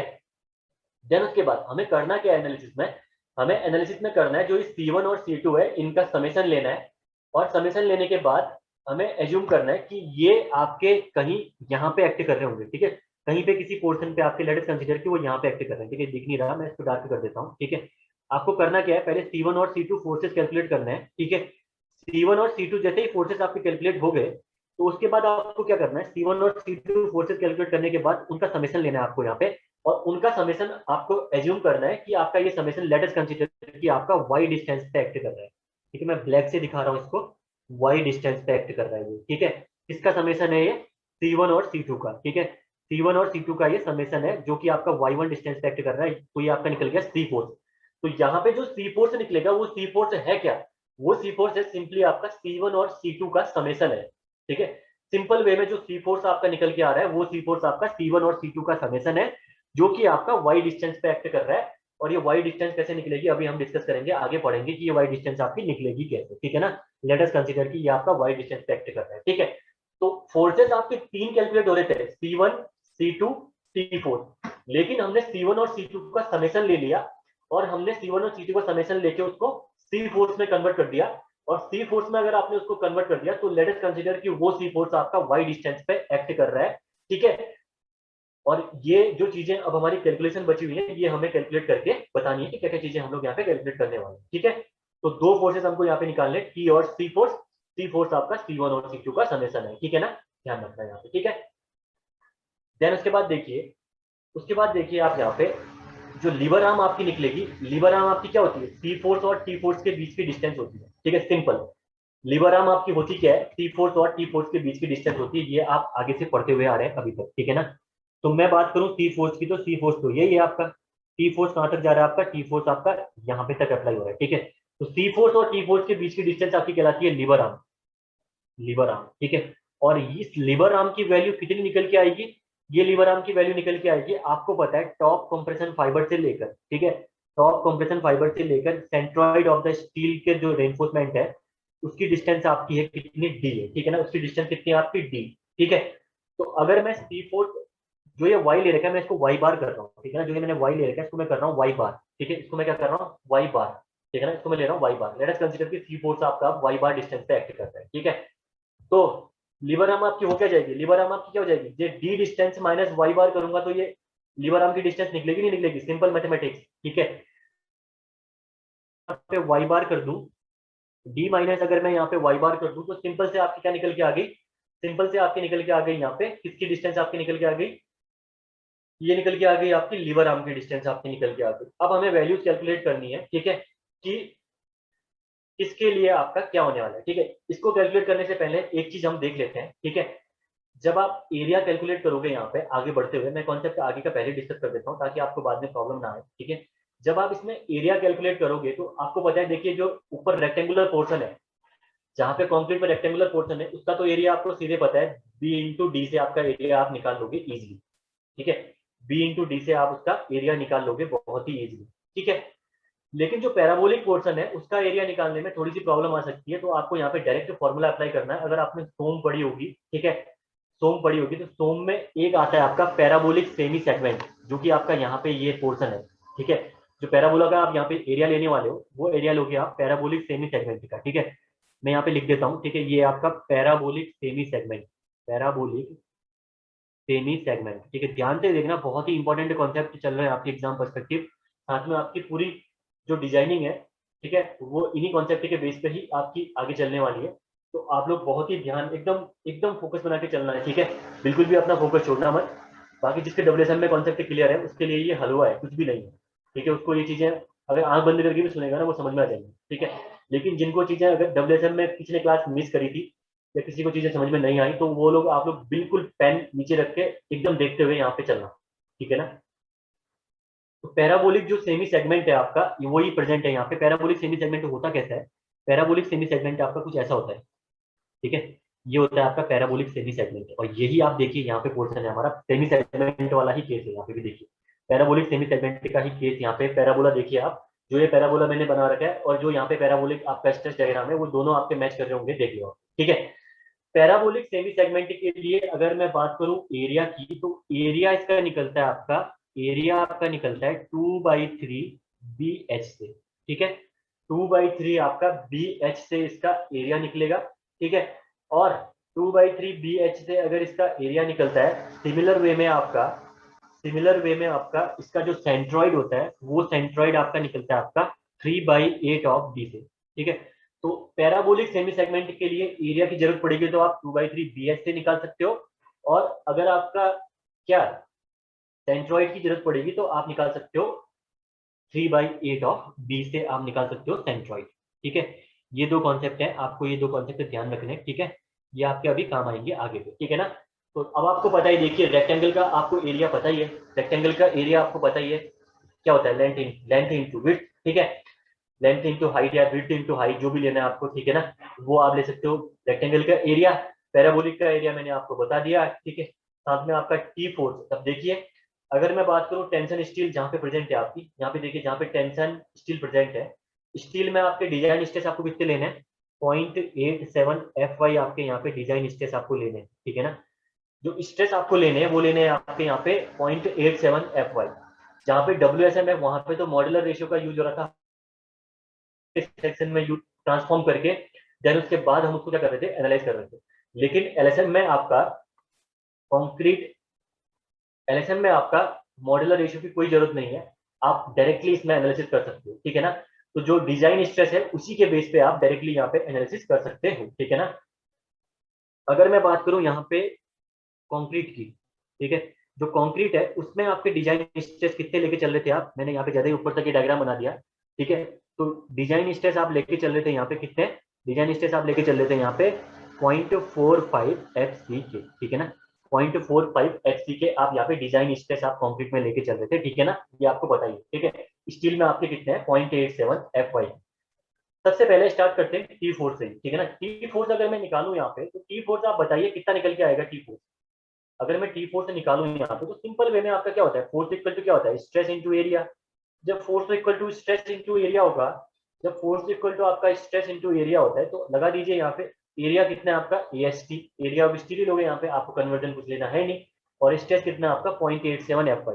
तो जो टी फोर्स आपका निकल के आया, आपका स्ट्रेस आपका 0.87 FY इंटू एरिया आपका निकल के आ जाएगा AST, ठीक है। ये तो आपका निकल के आ गया टी फोर्स, ठीक है।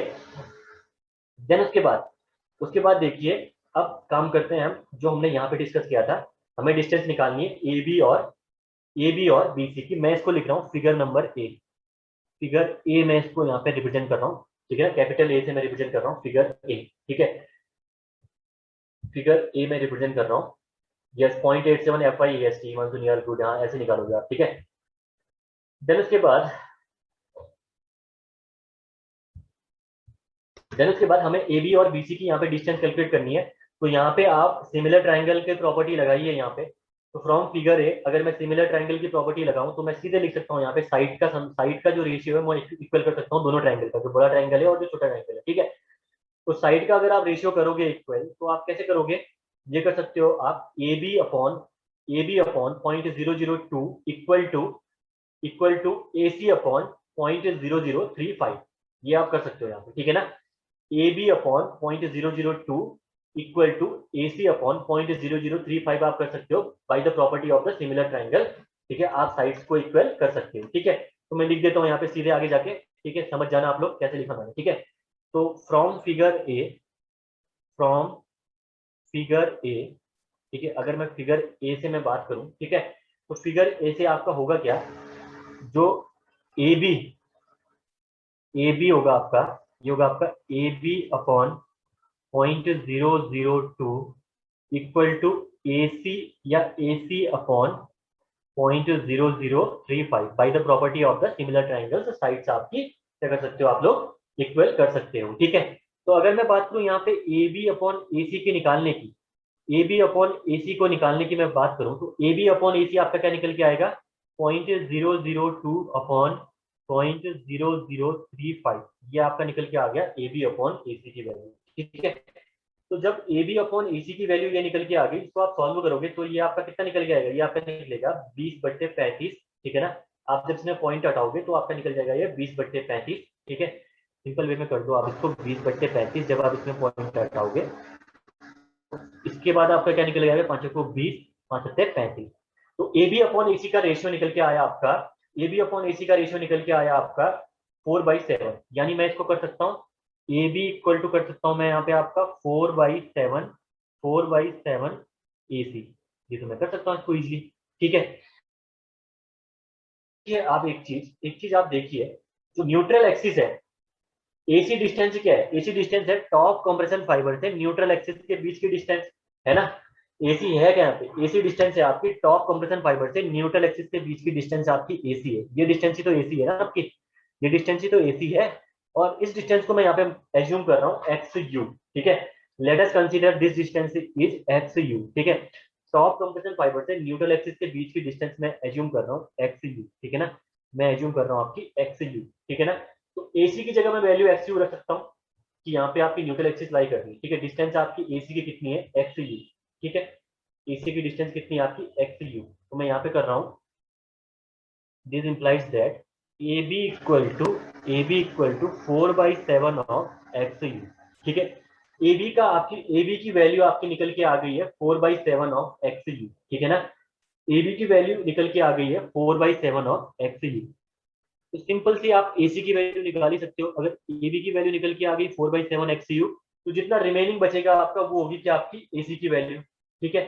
तो एसी की वैल्यू कैसे निकालोगे आप, ए बी निकल के आ गई, ठीक है, ए बी निकल के आ गई, एसी आपको निकालना है।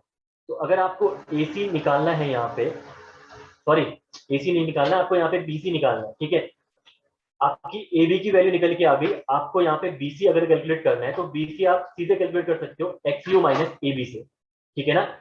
जब आप एक्स यू को ए बी से घटाओगे, डायग्राम में आप देखते जाना, आगे मैंने एक्स यू कहाँ पे, देखिए मैं यहाँ पे आपको हाईलाइट करके दिखा नहीं सकता हूँ, ठीक है। लेकिन आप यहाँ पे जो चीज मैं मुंह से बोलूंगा उसको आप डायग्राम से देखते रहना कि मैं बोल क्या रहा हूँ, ठीक है। तो जब आप एक्स यू को ए बी से माइनस करोगे, ठीक है, X U minus A B करोगे तो आपका क्या निकल जाएगा, बीसी की वैल्यू आपकी यहाँ पे निकल के आ जाएगी, ठीक है ना। इजिली आपकी बीसी की वैल्यू आपकी निकल के आ जाएगी, ठीक है। तो जब आप बीसी की वैल्यू कैलकुलेट करोगे, तो मैं यहाँ पे लिख रहा हूँ इसको, जब आप बीसी की वैल्यू निकालोगे तो बीसी निकालोगे आप x U minus 4/7 x you, ठीक है। 4/7 एक्स यू क्या है आपकी ए बी, ठीक है। तो बीसी की वैल्यू कितनी निकल के आ गई आपकी, 3/7 एक्स यू, ठीक है। तो बीसी की वैल्यू आपकी निकल के आ गई 3/7 एक्स यू, ठीक है। ये निकल के आ गई क्या आपकी बीसी की वैल्यू। तो जहां पे ए बी वाला पोर्शन है वहां पे आपका स्ट्रेच डायग्राम क्या था आपका, यहाँ पे स्ट्रेच डायग्राम था आपका पैराबोलिक, ठीक है। यहाँ पे आपका स्ट्रेच डायग्राम क्या था, पैराबोलिक। इन सिमिलर वे जो ये वाला पोर्शन है आपका, यहाँ पे आपका स्ट्रेच डायग्राम क्या था आपका, रेक्टेंगुलर, है ना। ये आपका स्ट्रेच डायग्राम क्या था, रेक्टेंगुलर, ठीक है, रेक्टेंगुलर स्ट्रेच डायग्राम था। बस आप देखिए यहाँ पे ए बी और बीसी की वैल्यू मैंने निकाल के बता दी। अब आपको डिस्टेंसेज भी पता है कि कितने स्ट्रेच डायग्राम, जो स्ट्रेच डायग्राम आपका है वहां पे आपका कहां तक आपका रेक्टेंगुलर स्ट्रेच डायग्राम रहने वाला है, कहां तक आपका पैराबोलिक स्ट्रेच डायग्राम निकल के रहने वाला है, ये मैंने सारी डिस्टेंसेज आपको निकाल के बता दी, ठीक है। अगर मैं बात करूं बीसी की, तो बीसी निकल के कितनी आई है आपकी, ये जो बीसी वाला पोर्शन है आपका, ये निकल के आया आपका 3/7 एक्स यू, ये जो पोर्शन निकल के आया है आपका 3/7 एक्स यू। और अगर मैं बात करूं ए बी की, तो ए बी वाला पोर्शन आपका निकल के आ रखा है, ए बी वाला पोर्शन जो आपका निकल के आ रखा है, ये आ रखा है आपका 4/7 एक्स यू, ठीक है। तो ये निकल के आ रखा है आपका 4/7 एक्स यू, ठीक है। तो ए बी और बीसी की यहाँ पे वैल्यूज आपको पता चल गई हैं, ठीक है। तो ये ए बी और बीसी की वैल्यूज आपकी रिस्पेक्टिवली इस स्ट्रेच डायग्राम में भी रखना, ये ए बी और बीसी की वैल्यू आपकी पूरे स्ट्रेच डायग्राम में जहां जहां तक ये वाली लाइन बना रखी मैंने डिस्टेंसेस बना रखी, उन डिस्टेंसेस में हर जगह ये वैल्यू होगी, ठीक है। ये तो हो गई आपकी ए बी और बी सी, ठीक है ना। ये चीजें हमने निकाल के दिखा दी कि कहाँ पे कितने एरिया में कितने आपके डिस्टेंस में आपका पैराबोलिक डायग्राम में कितने डायग्राम आपके डिस्टेंस में डायग्राम आपका रेक्टेंगुलर है, ठीक है। देन उसके बाद हम अब आगे बढ़ते हैं अपने एनालिसिस में आगे की ओर, ठीक है। होप यहाँ तक सभी को चीजें क्लियर हो रही होंगी, ठीक है। कोई दिक्कत तो आएगी नहीं शायद, ठीक है। अगर आती है तो सीधे आई चैट पोर्शन में आप अपना क्वेश्चन यहाँ पे डाल सकते हो। कोई भी चीज दोबारा रिपीट करनी है या कुछ भी चीज है, ठीक है ना। कोई चीज दिख नहीं रही या कोई भी चीज आपको रिपीट करनी है तो आप लोग सीधे यहाँ पे क्वेश्चन डाल सकते हो, मैं डायरेक्टली उसको रिपीट कर दूंगा, ठीक है। देन उसके बाद देखिए ये तो निकल गई आपकी बीसी की वैल्यू। अब मैं बात करता हूँ, सबसे पहले हम लोग एनालिसिस स्टार्ट करते हैं रेक्टेंगुलर पोर्शन से, ठीक है ना। तो एनालिसिस हम लोग स्टार्ट करते हैं रेक्टेंगुलर पोर्शन से, ठीक है। तो एनालिसिस हम लोग स्टार्ट करते हैं रेक्टेंगुलर पोर्शन से। For rectangular portion, for rectangular portion, ठीक है ना। रेक्टेंगुलर पोर्शन से आपको पता है एक फोर्स आपका निकल के आएगा C1 फोर्स, ठीक है ना। रेक्टेंगुलर पोर्शन से आपका कौन सा फोर्स निकल के आएगा? C1 फोर्स आपका निकल के आने वाला है रेक्टेंगुलर पोर्शन से, ठीक है। तो C1 फोर्स आप निकालोगे कैसे? C1 फोर्स निकालने के लिए जो कोड ने स्पेसिफाई कर रखा है हमें, सिंपल सा होता है। वैसे तो स्ट्रेस इंटू एरिया ही होता है आपका, ठीक है। लेकिन इन्होंने जो यहाँ पे कर रखा है स्ट्रेस इंटू एरिया तो होता ही होता है, लेकिन जो इन्होंने यहाँ पे ले रखा है हमें एरिया कैलकुलेट करना है। एरिया कैसे भी कैलकुलेट करें, ठीक है, वो हमारे हाथ में है। तो जो कोड ने जिस हिसाब से एरिया कैलकुलेट कर रखा है मैं उस हिसाब से आपको बता रहा हूँ। यहाँ पे मैंने अपनी मर्जी से कुछ नहीं लिखा, ठीक है, मैं बता देता हूँ आपको, ठीक है। जो कोड ने आपका ले रखा है एरिया आपका कैलकुलेट करने के लिए ले रखा है, ये ले रखा है आपका विड्थ इंटू, ठीक है, width into area of stretch diagram, area of stretch diagram, ठीक है। तो अगर एरिया ऑफ स्ट्रेच डायग्राम को आप विड्थ से मल्टीप्लाई करोगे तो आपका C1 फोर्स निकल के आ जाएगा, ठीक है। अभी चीजें और क्लियर हो जाएंगी, जब मैं आगे थोड़ा बोलूंगा तो आपकी चीजें और पिक्चर क्लियर बन जाएगी, ठीक है। लेकिन एक चीज मैं अगर आपको रिलेट करवाऊं यहाँ पे, अगर मैं इसको डब्ल्यूएसएम से कंपेरिजन करूं तो डब्ल्यूएसएम में हम लोग स्ट्रेस कैसे निकाल लेते? डब्ल्यूएसएम में सॉरी हम लोग जो फोर्स निकाल लेते वो निकाल लेते हैं हम लोग स्ट्रेस इंटू एरिया, ठीक है। जहां पे हम लोग स्ट्रेस तो हम लोग सिंपल से ले रहे थे, जो आपने स्ट्रेस डायग्राम बनाया था उसका स्ट्रेस ले रहे थे। लेकिन एरिया में मैंने आपसे कहा था कि एरिया जब आप कैलकुलेट करोगे तो ध्यान से सुनना, कहा था मैंने, कहा था कि एरिया आप एक्चुअल डायग्राम का यूज करोगे न कि स्ट्रेच डायग्राम का। कहाँ पे? डब्ल्यूएसएम में, ये मैंने बात करी, ठीक है। तो मैंने उस चीज को 3-4 बार रिपीट करके आपको बताया भी था कि एरिया आपको एक्चुअल डायग्राम का यूज करना है। और अगर आप डब्ल्यूएसएम खोल के देखोगी भी तो एरिया जो ले रखा है मैंने वो रेक्टेंगुलर पोर्शन का एरिया ले रखा है, जो कि हमने वहां पे एक्चुअल डायग्राम से ले रखा है, ठीक है। लेकिन अगर मैं बात करूं एलएसएम की, तो एलएसएम में जो एरिया लेना है वो आपको स्ट्रेच डायग्राम का एरिया लेना है और विड्थ भी आपको उसी की लेनी है, ठीक है। विड्थ आपको लेनी है, सॉरी उसी की नहीं, विड्थ आपको लेनी है बी। विड्थ तो आपको एक्चुअल डायग्राम की लोगे, बी विड्थ लोगे, ठीक है। बी एक्चुअल विड्थ से मल्टीप्लाई करोगे किसको? Area of the stretch diagram को, ठीक है ना। तो एक्चुअल विड्थ का आप मल्टीप्लिकेशन कर रहे हो area of the stretch diagram में, यहाँ पे एरिया को कैलकुलेट करने के लिए, ठीक है ना। एरिया को कैलकुलेट करने के लिए, ठीक है। अब इससे आपका एरिया बोल रहा हूँ, सॉरी, फोर्स को कैलकुलेट करने के लिए। अब इससे आपका फोर्स निकल के कैसे आया हम लोग समझते हैं, ठीक है ना। पहले हम लोग जैसे इन्होंने बोला उससे हम लोग निकाल लेते हैं और समझ लेते हैं कि आपका फोर्स C1 कैसे कैलकुलेट होता है, ठीक है। तो विड्थ आपकी है कितनी इसकी? लेट अस कंसीडर की विड्थ हम लोग एज्यूम कर रहे हैं बी। मैंने यहाँ पे लिखी नहीं है, मैं इसको लिख देता हूँ, बी इसकी विड्थ है, ये आपकी है विड्थ, ठीक है ना। बी इसकी विड्थ है, लेट अस कंसीडर, ठीक है। तो बी में विड्थ लेके चल रहा हूँ, ठीक है। और area of the stretch diagram आपका कितना है? Area of the stretch diagram, क्योंकि आपका ये रेक्टेंगुलर पोर्शन है तो रेक्टेंगुलर पोर्शन के लिए एरिया हाइट, ठीक है ना। तो स्ट्रेच डायग्राम में आपकी विड्थ कितनी है? 0.45 FCK, ये आपकी विड्थ है। और हाइट कितनी है इसकी? हाइट कितनी है? रेक्टेंगुलर पोर्शन कहां तक है आपका? रेक्टेंगुलर पोर्शन 3/7 ऑफ XU तक है, ठीक है। रेक्टेंगुलर पोर्शन कहां तक है आपका? 3/7 ऑफ XU तक, ये दिख रहा होगा आपको, देखिए 3/7 ऑफ XU तक आपका रेक्टेंगुलर पोर्शन है। 4/7 ऑफ XU तक है आपका क्या? पैराबोलिक पोर्शन है, ठीक है। तो एरिया जब आप लोगे इसमें, तो एरिया कितना लोगे आप? Width into height. तो रेक्टेंगुलर पोर्शन की विड्थ कितनी है स्ट्रेच डायग्राम में? जो कि होगी आपकी डिजाइन स्ट्रेस 0.45 FCK, ये आपकी होगी विड्थ। और आपका इसका हाइट होगी आपकी कितनी? 3/7 ऑफ XCU, ठीक है। 3/7 ऑफ XCU, ठीक है, 3/7 ऑफ XCU। अब देखिए आप इसमें यूनिट सेटिस्फाई कराइए एक बार। FCK की यूनिट क्या होती है आपकी? न्यूटन पर mm स्क्वायर, ठीक है, न्यूटन पर mm स्क्वायर। तो न्यूटन पर mm स्क्वायर को जब आप मल्टीप्लाई करोगे XCU की यूनिट क्या होती है आपकी? mm। बी की यूनिट भी आपकी क्या होती है? mm। तो आपका ये क्या निकल के आ गया? न्यूटन। न्यूटन किसकी यूनिट है आपकी? फोर्स की। देखिए आप फोर्स निकल के आ गया, ठीक है। अगर आप सीधे area of the stretch diagram यहाँ पे कंसिडर करते हो, तो area of the stretch diagram सीधे कंसिडर करोगे अगर, तो सिंपल सी बात है, वो न्यूटन पर एमएम निकल के आ रहा है, जो कि आपका फोर्स नहीं है, यूडीएल वाला फोर्स है लेकिन फोर्स नहीं है, ठीक है ना, वो फोर्स नहीं है। तो इन्होंने क्या करा, जो area of the stretch diagram लिया उससे आपका निकल के आ गया न्यूटन पर एमएम, लेकिन हमें चाहिए क्या, न्यूटन में, क्योंकि हमें फोर्स चाहिए। तो इन्होंने क्या करा, इन्होंने यूनिट विड्थ से उसे मल्टीप्लाई कर दिया, इन्होंने क्या करा, विड्थ से उसे मल्टीप्लाई कर दिया बी से। तो जैसे ही इन्होंने विड्थ से मल्टीप्लाई किया तो ये किस में कन्वर्ट हो गया, आपका फोर्स में, ठीक है। तो ये प्रॉपर आपका फोर्स में कैलकुलेट कन्वर्ट हो गया। देन उसके बाद जब यूनिट विड्थ के लिए आपने कैलकुलेट कर लिया, तो उसके बाद जितनी भी आगे, जैसे एक मीटर विड्थ के लिए आपने कैलकुलेट कर लिया अगर यहाँ पे, देन उसके बाद अगर आपको 10 मीटर विड्थ के लिए निकालना है स्ट्रेस, तो आप क्या करोगे, सिंपल से area of the stretch diagram निकाल दो, उसके बाद आप 10 मीटर से मल्टीप्लाई कर दो, तो वो आपका कितना निकल गया, फोर्स आपका 10 मीटर के लिए, ठीक है। तो यहाँ पे इन्होंने यूनिट विड्थ के लिए कैलकुलेट कर रखी ये चीजें, ठीक है। जो भी चीजें निकाल रखी है इन्होंने निकाल रखी है, ध्यान से सुनना, यूनिट विड्थ के लिए इंपॉर्टेंट कॉन्सेप्ट है, इसीलिए बोल रहा हूँ एग्जाम में वहां पे आप कंफ्यूज ना हो जाओ, ठीक है ना। क्योंकि अभी बताऊंगा मैं आपको एग्जाम में क्वेश्चन कैसे पूछता है, मैं बताऊंगा थोड़ी देर में आगे, लेकिन मैं बता रहा हूँ यहाँ पे आपको कि ये जो चीज कैलकुलेट हो रही है आपकी, ये यूनिट विड्थ के लिए, ठीक है ना।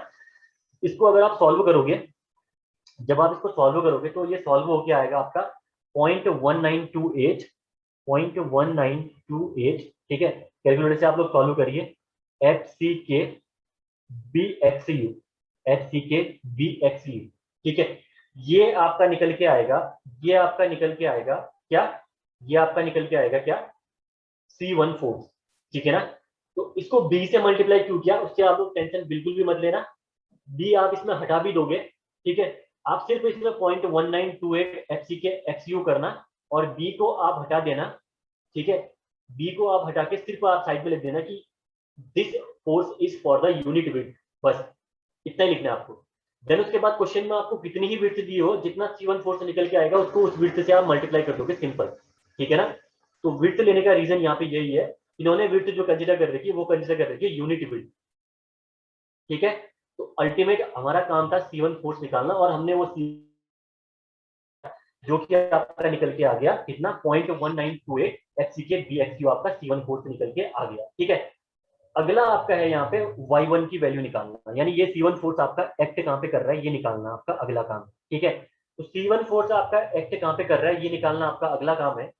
सिंपल सी बात है, देखिए आपका ये रेक्टेंगुलर पोर्शन है, और रेक्टेंगुलर पोर्शन के लिए जो सेंट्रॉइड होता है आपको पता ही है, जैसे जैसे वहां पे क्या क्या था आपका, वहां पे आपका था ट्रायंगुलर पोर्शन, तो ट्रायंगुलर पोर्शन के लिए एक्ट कहाँ पे कर रहा था, बेस से h/3 पे, ट्रायंगुलर पोर्शन के लिए कहाँ पे एक्ट कर रहा था, बेस से h/3 पे। सिंपल वे में रेक्टेंगुलर पोर्शन के लिए आपका h/2 पे एक्ट करता है, ठीक है।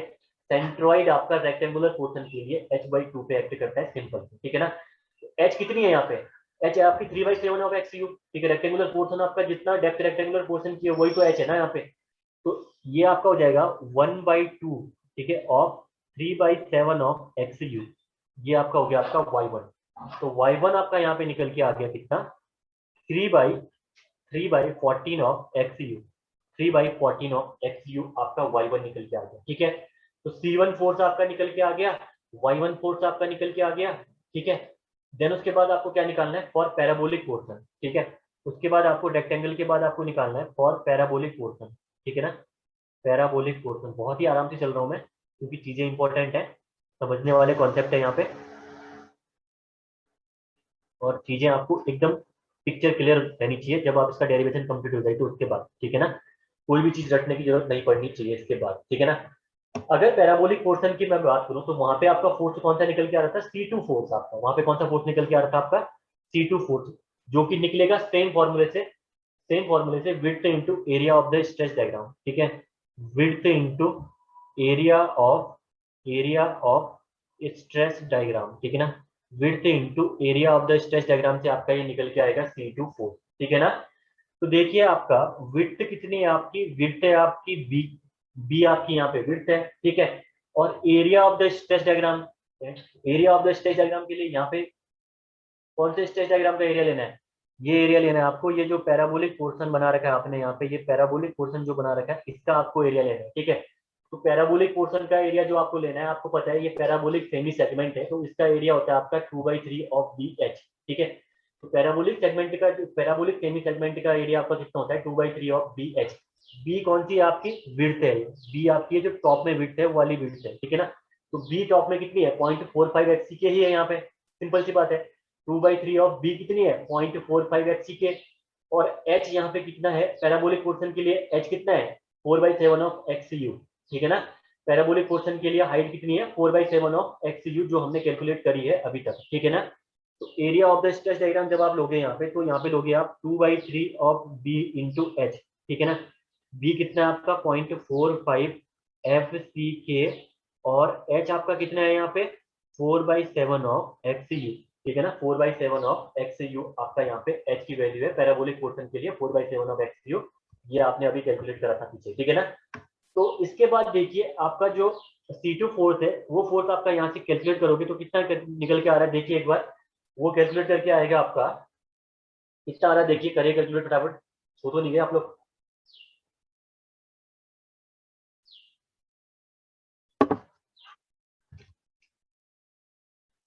ये आपका निकल के आ रहा होगा 0.17 0.171 yes yes yes good, 0.1714 good, ठीक है। 0.1714 F C K into B into, ये आपका निकल के आ गया आपका कौन सा फोर्स, आपका C2 फोर्स, C2 फोर्स निकल के आ जाएंगे, ठीक है। देन उसके बाद अगले में, अगले वाले पोर्शन में आपको निकालना क्या है, y2 निकालना है, ठीक है ना। अगले वाले केस में आपको निकालना क्या है, y2 की वैल्यू निकालनी है, ठीक है। y2 की वैल्यू आपको इसके बाद निकालनी है, y2 यानी ये C2 फोर्स आपका कहाँ पे एक्ट कर रहा है, ठीक है। तो C2 फोर्स आपका एक्ट कहाँ पे कर रहा है, ठीक है, ध्यान से देखना। y2 आपका कितना है, एक तो y2 है आपका ये रेक्टेंगुलर पोर्शन की पूरी डेप्थ, ठीक है, रेक्टेंगुलर पोर्शन की पूरी डेप्थ, उसके बाद ये एक्ट करेगा 3/8 ऑफ बी पे, ठीक है। यानी अगर मैं यहाँ पे देखूं, आप देखिए स्ट्रेच डायग्राम में, ठीक है, y2 कौन सी है, एक तो ये वाली रेक्टेंगुलर पोर्शन की डेप्थ, रेक्टेंगुलर पोर्शन की डेप्थ कितनी है आपकी 3/7 ऑफ एक्स यू, ये आपकी रेक्टेंगुलर पोर्शन की डेप्थ। और पैराबोलिक पोर्शन के जो ये ऊपर वाला हॉरिजॉन्टल है जहाँ पे लाइन, पैराबोलिक पोर्शन के विड्थ से ये 3/8 टाइम्स पे एक्ट करेगा आपका ये C2 फोर्स, ठीक है। तो y2 आपका निकल के कितना आएगा, y2 आपका निकल के आएगा आपका, y2 आपका निकल के आएगा 3/7 ऑफ एक्स यू, जो पूरा रेक्टेंगुलर पोर्शन है, plus 3/7 of X U plus 3/8 times of B, B कितना है आपका, बी कितना है 3/8 times of 3/8 times of 3/8 times of X U. तो यहाँ पे देखिए बी नहीं, ये एच है आपका, हाइट लेनी ना आपको, मैंने एक चीज मिस्टेक कर दी यहाँ पे, ठीक है, छोटी सी मिस्टेक है, कोई दिक्कत नहीं है। यहाँ पे बी की जगह एच है, ये हाइट पे लेना है ना आपको, बी की जगह बी थोड़ी ना लोगे, बी तो स्ट्रेस है, हाइट लेनी है आपको यहाँ पे, ठीक है ना। तो एक थोड़ी चीज मैंने यहाँ पे मिस्टेक कर ली, तो उसको मैं यहाँ पे रेक्टिफाई कर रहा हूँ, ठीक है। ये बी आप इसको हटा के इस बी की जगह आपको लेना है सिर्फ क्या, पूरा मिटा दो। Sorry, ये आपको लेना है यहाँ पे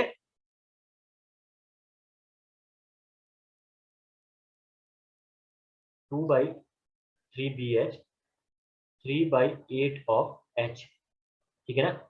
एक्स बार आपका एक्ट कर रहा है 3/8 ऑफ एच, हाइट निकालनी है ना, बी आपकी विड्थ तो ना लोगे यहाँ पे, ठीक है ना। तो हाइट निकालनी है आपको, तो 3/8 ऑफ एच पे इसकी हाइट निकलेगी, ठीक है। तो 3/8 ऑफ एच, एच कितनी है आपकी, एच यहाँ पे पैराबोलिक पोर्शन की एच कितनी है आपकी 4/7 एक्स यू, ठीक है ना। पैराबोलिक पोर्शन की हाइट कितनी है आपकी 4/7 एक्स यू, ठीक है ना। 4/7 एक्स यू इसकी हाइट है। जब आप इसको सॉल्व करोगे तो देखिए आपका कितना निकल के आ रहा है, बताइए, 4 दूनी 8, 7 दूनी 14, 3 ये आ गया 3/14, ठीक है। और इसका निकल के आ जाएगा आपका 3/6 9/14 एक्स यू, y2 आपका निकल के आएगा 9/14 एक्स यू। यानी जो आपका सेकेंड फोर्स है C2 फोर्स है, वो फोर्स आपका निकल के आ रहा है, सॉरी कहाँ पे एक्ट कर रहा है 9/14 एक्स यू पे, ठीक है। 9/14 एक्स यू पे आपका ये फोर्स एक्ट कर रहा है, ठीक है ना y2। उसके बाद आपको करना क्या था यहाँ पे, उसके बाद आपको लेना था combined summation of these two forces, ठीक है ना। तो टोटल कॉम्प्रेसिव फोर्स, ठीक है, इसके बाद आपको निकालना था टोटल कॉम्प्रेसिव फोर्स, उसके बाद आपको निकालना था टोटल कॉम्प्रेसिव फोर्स, ठीक है ना। टोटल कॉम्प्रेसिव फोर्स, जब आप टोटल कॉम्प्रेसिव फोर्स निकालने वाले थे, तो टोटल कॉम्प्रेसिव फोर्स आपका क्या निकल के आ रहा था, C इक्वल टू निकल के आता आपका C1 प्लस C1 आपका कितना है, आपका 0.1928 FCK BXU, ये है आपका C1 फोर्स। C2 फोर्स आपका कितना है 0.1714, ठीक है, FCK into B into XU, ये आपका है सेकेंड फोर्स, ठीक है, C1 और C2, ठीक है। तो टोटल जब आप इसका समेशन करोगे तो C फोर्स आपका निकल के आ रहा होगा 0.36, ठीक है, 0.36 FCK BXU, ये आपका टोटल C फोर्स आपका निकल के आएगा।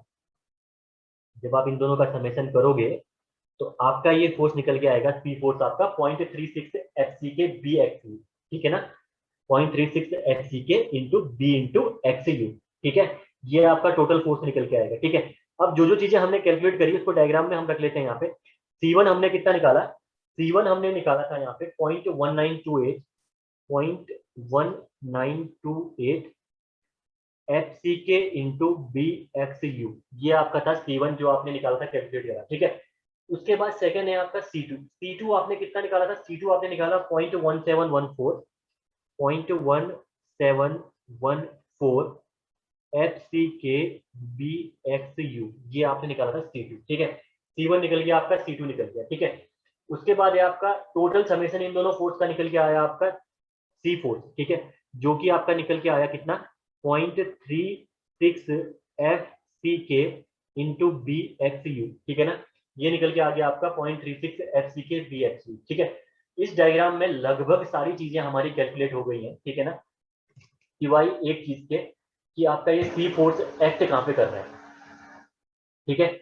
जो हमारी रिक्वायरमेंट्स हैं वो सारी की सारी आपने यहाँ पे कैलकुलेट कर ली है, सिर्फ एक चीज के कि आपका जो ये Y, जो आपका C फोर्स है वो C फोर्स आपका एक्ट कहाँ पे कर रहा है। तो सी फोर्स आपका एक्ट कहाँ पे कर रहा है, आपका सी फोर्स एक्ट कर रहा है आपका वाई बार डिस्टेंस पे, ठीक है ना, वाई बार डिस्टेंस पे आपका सी फोर्स एक्ट कर रहा है। और इस वाई बार को हम लोग कैलकुलेट कैसे करेंगे, इस वाई बार को कैलकुलेट करेंगे हम वेटेड एवरेज से, ठीक है ना।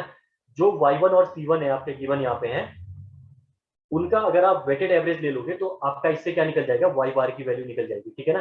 तो वेटेड एवरेज कैसे लेते हैं हम लोग देखते हैं यहाँ पे, ठीक है। तो यहाँ पे हमें निकालनी है वैल्यू अब वाई बार की, वाई बार की हमें वैल्यू निकालनी है, और वाई बार की वैल्यू निकलेगी आपकी वेटेड एवरेज से, ठीक है ना। एक तो सिंपल एवरेज होता है, एक होता है आपका वेटेड एवरेज, ठीक है ना। तो वेटेड एवरेज आपका निकलेगा C1 into y one plus C2 into वाई2 divided by C1 into y one upon C2 into वाई2 divided by C1 plus C2, ये आपका निकल जाएगा वेटेड एवरेज, ठीक है। इस वेटेड एवरेज से आपकी y1 की y बार की वैल्यू यहाँ पे निकल के आ जाएगी, ठीक है। बस आपको यहाँ पे वैल्यू सब्स्टिट्यूट करनी है, ठीक है, और वैल्यू सब्स्टिट्यूट करने के बाद आपका ये वैल्यू निकल के आ जाएगी, ठीक है। तो C1 आपका कितना है, C1 है आपका 0.1928, ठीक है, 0.1928 FCK BXU है ना, ठीक है। एक चीज देखना आप, मैं यहाँ पे सारी चीजें लिखूंगा नहीं, आप देखिए यहाँ पे FCK B आपका लगभग सारे टर्म में आने वाला है, ठीक है। FCK इंटू बी आपका सारे टर्म में आने वाला है, ठीक है, क्योंकि C1 C2 आपके हर टर्म में है, ठीक है।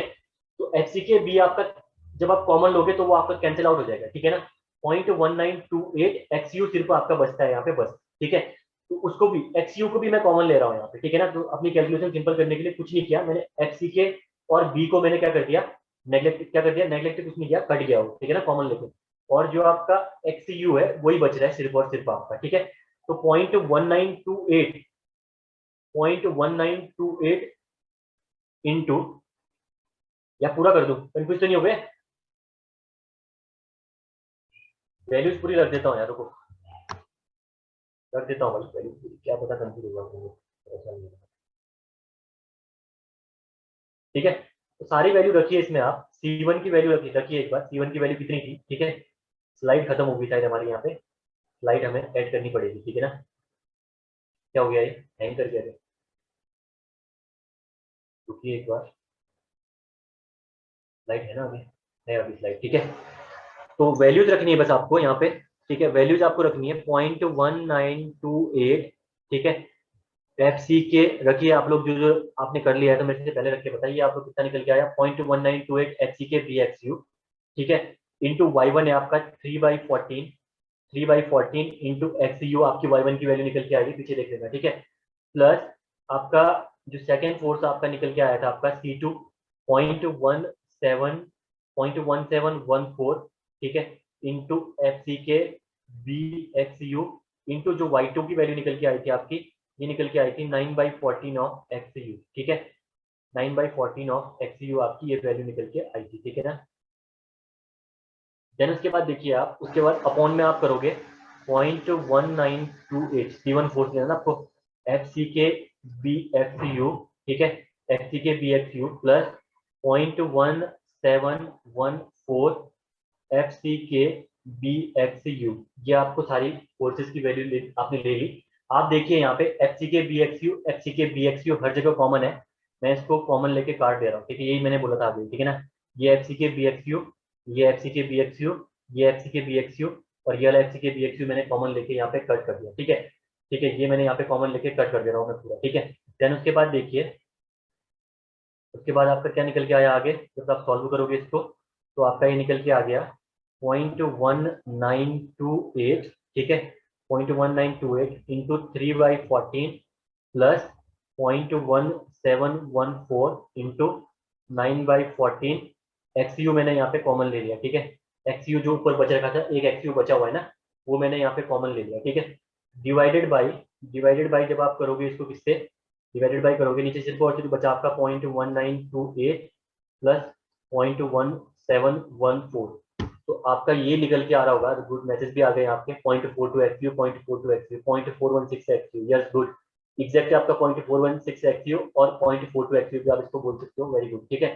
तो आपका ये निकल के आ गया आपका यहाँ पे 0.416 एक्स यू, ठीक है, जिसको कि आप यहाँ पे 0.42 एक्स यू भी ले सकते हो, ठीक है ना, आगे चलोगे तो आप सीधे 0.42 एक्स यू ले सकते हो। ये किसकी वैल्यू निकल के आ गई आपकी, वाई बार की वैल्यू, ठीक है, तो वाई बार की वैल्यू कितनी निकल के आ गई आपकी 0.42 एक्स यू, ठीक है ना, 0.42 एक्स यू आपकी वाई बार की वैल्यू निकल के आ गई, ठीक है। अब आपके पास सारी चीजें कैलकुलेट करने के लिए रखी हुई है, ठीक है, सारी की सारी चीजें अवेलेबल है, बस आपको सिर्फ और सिर्फ कैलकुलेट करना है चीजें, ठीक है, मोमेंट ऑफ रेजिस्टेंस निकालना है जैसे आपको, ठीक है, या आपको क्या निकालना है, मोमेंट ऑफ रेजिस्टेंस अगर आपको निकालना है, या आपको निकालना है actual depth of neutral axis, तो आप सीधे कैलकुलेट कर सकते हो, ठीक है।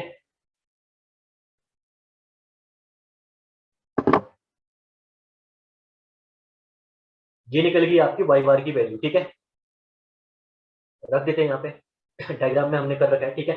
तो जो लीवर आर्म यहाँ पे निकल के आ गई आपकी, लीवर आर्म आपकी निकल के आ गई डी माइनस 0.42 एक्स यू, ठीक है, d minus 0.42 x u, y bar की जगह मैंने वैल्यू रख दी, ये निकल के आ गई आपकी लीवर आर्म, ठीक है, ये निकल के आ गई आपकी लीवर आर्म, ठीक है। तो लिमिट स्टेट मेथड के केस होता है आपका 0.87 F I A H T होता है, और जो सी फोर्स आपका होता है 0.36 F C K B X you, ठीक है, और जो लीवर आर्म आपकी होती है डी माइनस 0.42 एक्स यू, ठीक है। कहीं कहीं पे क्वेश्चन आपके एग्जाम में आ रखा होगा जहाँ पे आपको दिया होगा कि जो कॉम्प्रेसिव फोर्स है वो कितना आपका सी फोर्स से कितना निकल के आता है, तो वहां पे उन्होंने ऑप्शन में आपको 0.36 एफ सी के एक्स यू भी दिया होगा, कुछ क्वेश्चन मैंने देखे थे जहाँ पे आपका सी फोर्स उन्होंने पूछा हुआ था, ठीक है, टोटल सी फोर्स उन्होंने पूछा हुआ था जो कि था आपका 0.36 एफ सी के एक्स यू, ठीक है, सिर्फ ऑप्शन में इतना था, बी हटा रखा था, तो बी हटाने का मतलब है उन्होंने बी की वैल्यू को यूनिट रख लिया, ठीक है ना।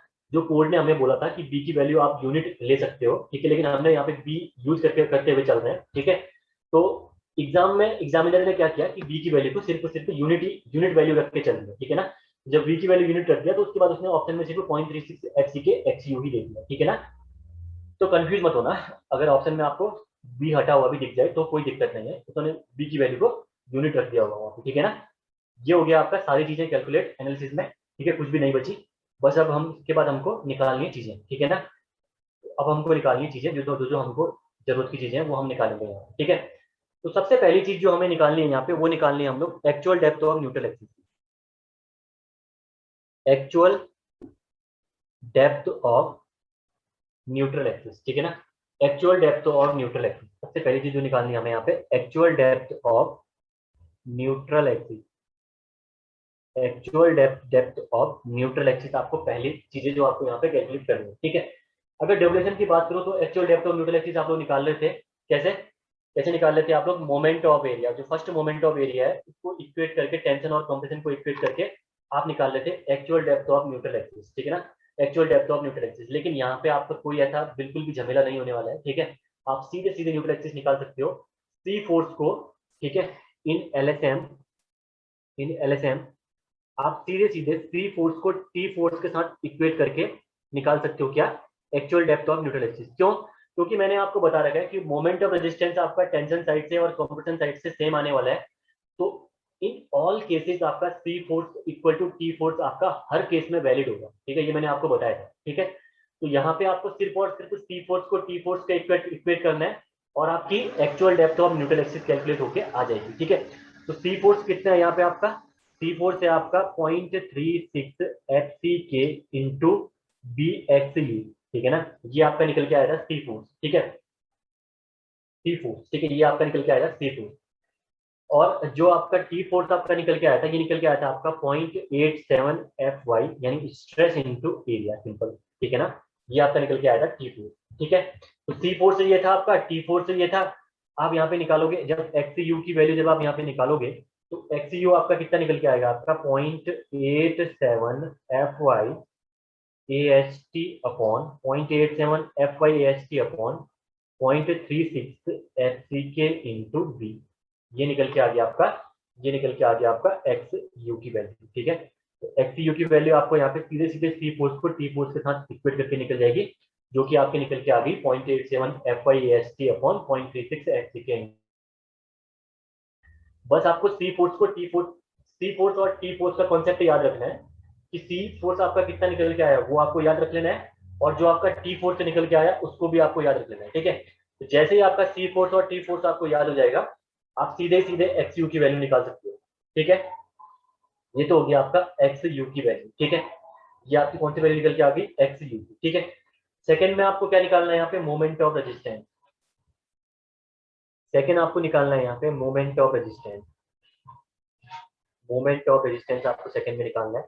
तो मोमेंट ऑफ रेजिस्टेंस आपको पता ही है, मैक्सिमम बेंडिंग मोमेंट ही आपका मोमेंट ऑफ रेजिस्टेंस होता है। ठीक है, ये मैंने आपको बताया था, मैक्सिमम बेंडिंग मोमेंट और we can say ultimate bending moment is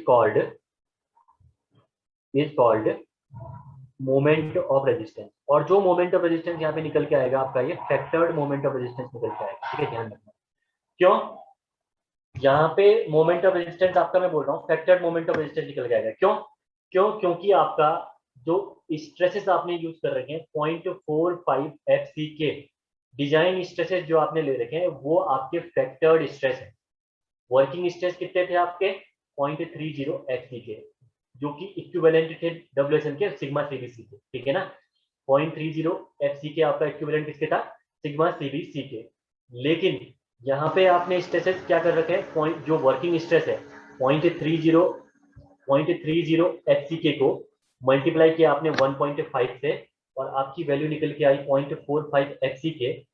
ठीक है, और वो आपके क्या थी, फैक्टर्ड स्ट्रेस की वैल्यू। ठीक है, तो फैक्टर्ड स्ट्रेस से आपका जो भी कैलकुलेशन होगा वो आपका फैक्टर्ड के फॉर्म में ही आएगा। ठीक है ना, अगर आप फैक्टर्ड स्ट्रेस से मोमेंट निकालोगे तो वो आपका मोमेंट किस में आएगा, आपका फैक्टर्ड मोमेंट। ठीक है ना, तो ध्यान रखना कि फैक्टर्ड स्ट्रेस से जो भी कैलकुलेशन आप करोगे वो आपका फैक्टर्ड के फॉर्म में ही निकल के आएगा। ठीक है, कंफ्यूज होना मत। ठीक है, तो आपको पता है अगर मैं बात करूं कॉम्प्रेशन साइड से, तो एम यू मैं ले रहा हूँ यहाँ पे, M ultimate is the ultimate का मैंने यूज कर लिया, इसका मतलब मैंने यहाँ पे फैक्टर्ड ले रखा है। ठीक है ना, तो एम अल्टीमेट अगर मैं यहाँ पे लूंगा तो एम अल्टीमेट आपका कितना होगा, आपका C force into lever arm, सी फोर्स इंटू लीवर आर्म। ठीक है, तो सी फोर्स आपका कितना है, तो एम यू आपका निकल के आएगा, आपका सी फोर्स कितना है आपका 0.36 F C K B X U into D minus 0.42 x U. ये आपकी है लीवर आर्म की वैल्यू, और ये आपका अल्टीमेट मोमेंट आपका निकल के आ गया। ठीक है ना, ये क्या निकल के आ गया आपका अल्टीमेट मोमेंट। ठीक है, ये आपका निकल के आ गया अल्टीमेट मोमेंट या मोमेंट ऑफ रेजिस्टेंस, कौन से साइड से, आपका कंप्रेशन साइड से। ठीक है ना, अगर मैं बात करूं टेंशन साइड की, अगर मैं बात करूं टेंशन साइड की, तो टेंशन साइड से जो आप अल्टीमेट मोमेंट निकालोगे ये आपका क्या निकलेगा, आपका T force into lever arm. ठीक है, फोर्स इंटू परपेंडिकुलर डिस्टेंस से ही निकलता है, जो अभी तक हम लोग पढ़ते हुए आ रहे हैं, वही आपका मैं यहाँ पे भी कॉन्सेप्ट यूज कर रहा हूँ। तो एम यू जब आप टेंशन साइड से निकालोगे तो एम यू आपका निकल के आएगा, टी फोर्स कितना निकल के आया था आपका 0.87 F Y into 0.87 Fy into AST, और लीवर आर्म आपकी है कितनी, D माइनस 0.42 XU। ये आपकी क्या है, लीवर आर्म की वैल्यू। ठीक है, तो ये तो निकल के आ गया आपका फैक्टर्ड मोमेंट ऑफ रेजिस्टेंस, क्योंकि आपने फैक्टर्ड स्ट्रेस पे ये चीजें कैलकुलेट करी है। ठीक है, अगर मैं बात करूं वर्किंग मोमेंट ऑफ रेजिस्टेंस निकालिए, एग्जाम में उसने बोल दिया कि एलएसएम से आप क्वेश्चन करिए। ठीक है, आपको क्वेश्चन सॉल्व कहाँ से करना है, एलएसएम से करना है, लेकिन एलएसएम में आपको जो मोमेंट लेना है वो आपको लास्ट में फाइनल में हमें निकाल के बताइए वर्क। ठीक है, अगर मैं बात करूं वर्किंग मोमेंट ऑफ रेजिस्टेंस की, वर्किंग मोमेंट ऑफ रेजिस्टेंस की मैं बात करूं, जिसको मैं शो कर रहा हूं MRW से। ठीक है, तो सिंपल सी बात है, वर्किंग मोमेंट ऑफ रेजिस्टेंस कैसे निकलेगा, अगर आपको फैक्टर्ड को आपने कैसे क्या रखा है, ठीक है, ये होगा आपका mu अपॉन 1.5। सिंपल, mu क्या है आपका factored, factored moment equal to क्या होता है, वर्किंग इंटू 1.5। आपको वर्किंग निकालना है तो वर्किंग निकालने के लिए mu अपॉन 1.5 से निकल जाएगा। ठीक है, जो भी आपका mu निकल के आएगा उसको आप 1.5 से डिवाइड कर दीजिए, तो ये आपका निकल के आ गया वर्किंग मोमेंट। ठीक है ना, तो एग्जाम में आपको कुछ भी बोले कि फैक्टर निकालिए या वर्किंग मोमेंट निकालिए, आप इजीली निकाल सकते हो। ठीक है, बाई डूइंग दिस। ठीक है ना, सीधे आप जो भी फैक्टर निकला उसको आप 1.5 से डिवाइड कर दीजिए, तो आपका ये सीधे सीधे क्या निकल गया, वर्किंग मोमेंट ऑफ रेजिस्टेंस आपका निकल के आ गया। ठीक है ना, तो ये थी आपकी पूरी की पूरी एनालिसिस। ठीक है, और ये एनालिसिस हमने बहुत आराम से पढ़ा आपको, क्योंकि आपकी चीजें इंपॉर्टेंट है। ठीक है, एग्जाम पर्सपेक्टिव इंपॉर्टेंट है ये चीजें, जहाँ से क्वेश्चन बनते ही बनते हैं, चाहे वो कन्वेंशनल हो या चाहे वो ऑब्जेक्टिव हो। ठीक है, एग्जाम्स में क्वेश्चन यहाँ से दिखते ही दिखते हैं आपको, इसीलिए हमने यहाँ पे इसको काफी आराम से पढ़ा। ठीक है, होप आपको चीजें समझ में आई होंगी। ठीक है, तो अगर ये डेरिवेशन की मैं बात करूं तो जस्ट एक बार डेरिवेशन देख लेते हैं हमने किया क्या यहाँ पे। ठीक है, डेरिवेशन में कुछ भी नहीं किया हमने, देखिए आप, हमने क्या करा, पहले C1 फोर्स निकाला, फिर C2 फोर्स निकाला। ठीक है, C1 फोर्स आपका रेक्टेंगुलर पोर्शन में निकला, देन आपका C2 फोर्स आपका कहाँ पे निकला, C2 फोर्स आपका निकला पैराबोलिक पोर्शन में। उन दोनों को आपने समेशन ले लिया, जितना भी निकला वो समेशन ले लिया। समेशन लेने के बाद आपने वैल्यूज निकाली y1 y2 और y1 बार की। ठीक है ना, y1 है आपका जहाँ पे C1 फोर्स एक्ट कर रहा है, तो ये आपका dy2 से निकल जाएगा, क्योंकि आपका रेक्टेंगुलर पोर्शन है। और y2 आपका निकलेगा, जो आपका रेक्टेंगुलर पोर्शन है उसकी हाइट प्लस जितना भी आपका 3/8 ऑफ एच पे ये एक्ट कर रहा था, तो उससे निकलेगा आपका y2। ठीक है, उसके बाद आपने उनका क्या क्या कर दिया, वेटेड एवरेज आपने ले लिया, तो वेटेड एवरेज लेने के बाद आपका निकल गया y बार की वैल्यू। ठीक है ना, वेटेड एवरेज लेने के बाद आपका y बार की वैल्यू। ठीक है ना सर, क्रिटिकल डेप्थ भी कैलकुलेट करना होता है क्या, हाँ जी, critical depth of neutral axis same है, जो आपने डब्ल्यूएफएम में चीजें पढ़ते हुए आ रहे हो वही चीजें अभी हम आपको दोबारा कैलकुलेट करनी। मोमेंट ऑफ रेजिस्टेंस आपने निकाल दिया, actual depth of neutral axis आपने निकाल दी यहाँ पे। ठीक है, अब इसके बाद आपको वही चीज कैलकुलेट करनी है, क्या आपको, क्या आपको वही, क्या आप क्या बोल रहे हो आप, critical depth of neutral axis. ठीक है, अगर critical depth of neutral axis आप कैलकुलेट नहीं करोगे तो आपको सेक्शन पता ही नहीं चलेगा कि सेक्शन अंडर रेनफोर्स है, ओवर रेनफोर्स है या बैलेंस सेक्शन है। ठीक है, तो आपको critical depth of neutral axis को तो निकालना ही निकालना है। ठीक है ना, उसके बाद देखिए नीचे यहाँ पे मैंने आपके पैराबोलिक पोर्शन कहाँ पे लाई कर रहा है और ये कहाँ पे लाई कर रहा है, किसी को भी अभी तक जितना पढ़ा रखा है यहाँ पे कोई भी चीज रिपीट करनी है। ठीक है, कोई भी पॉइंट किसी को रिपीट करना है तो आप एक बार कमेंट में मेरे को बोल दीजिए, मैं उस पॉइंट को रिपीट कर देता हूँ। ठीक है, या आपको कोई चीज दिक्कत आ रखी है तो ठीक है, तो कोई भी टॉपिक अगर आपको रिपीट करना है यहाँ पे जो भी हमने अभी तक डिस्कस किया है आज उस टॉपिक के बारे में, तो आप बता दीजिए। उसके बाद मैं आपको स्क्रीनशॉट के लिए टाइम देता हूँ, प्रॉपर स्क्रीनशॉट के लिए आपको टाइम देता हूँ, स्क्रीनशॉट ले लीजिए इसका। ठीक है, तो आप लोग बताइए किसी को भी अगर स्क्रीनशॉट की जरूरत पड़ती है, सॉरी स्क्रीनशॉट बोल रहा हूँ, क्या क्या बोल रहा हूँ मैं, अगर किसी को भी रिपीटेशन की जरूरत, प्रॉब्लम है, कोई डाउट है तो आप लोग पूछ सकते हैं। नो डाउट, समझ में आई चीजें पूरी।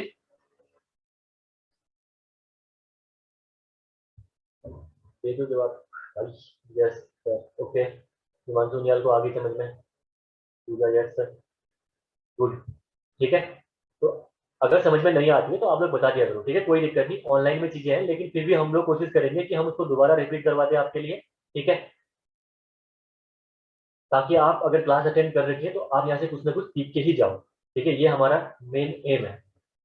तो मैं आपको स्क्रीनशॉट के लिए टाइम देता हूँ। ठीक है, स्क्रीनशॉट आप लोग ले लीजिए।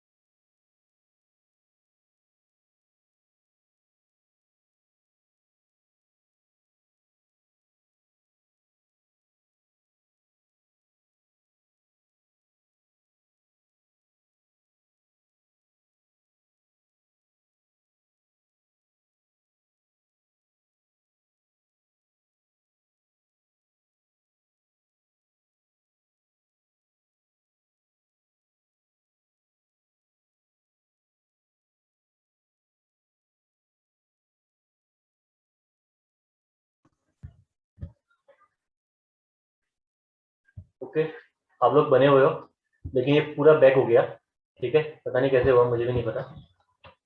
स्क्रीनशॉट आपने एक दो तो ले लिए थे, एक सेकंड में अगर शेयर स्क्रीन होती है तो आप लोगों को नहीं हो पाएगा शेयर स्क्रीन भी, ठीक है ना, वो डिसेबल हो गया है।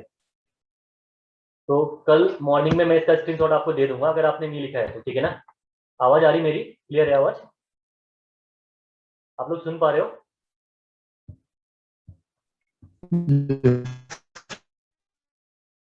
ओके, तो अगर आप मेरे को सुन पा रहे हो तो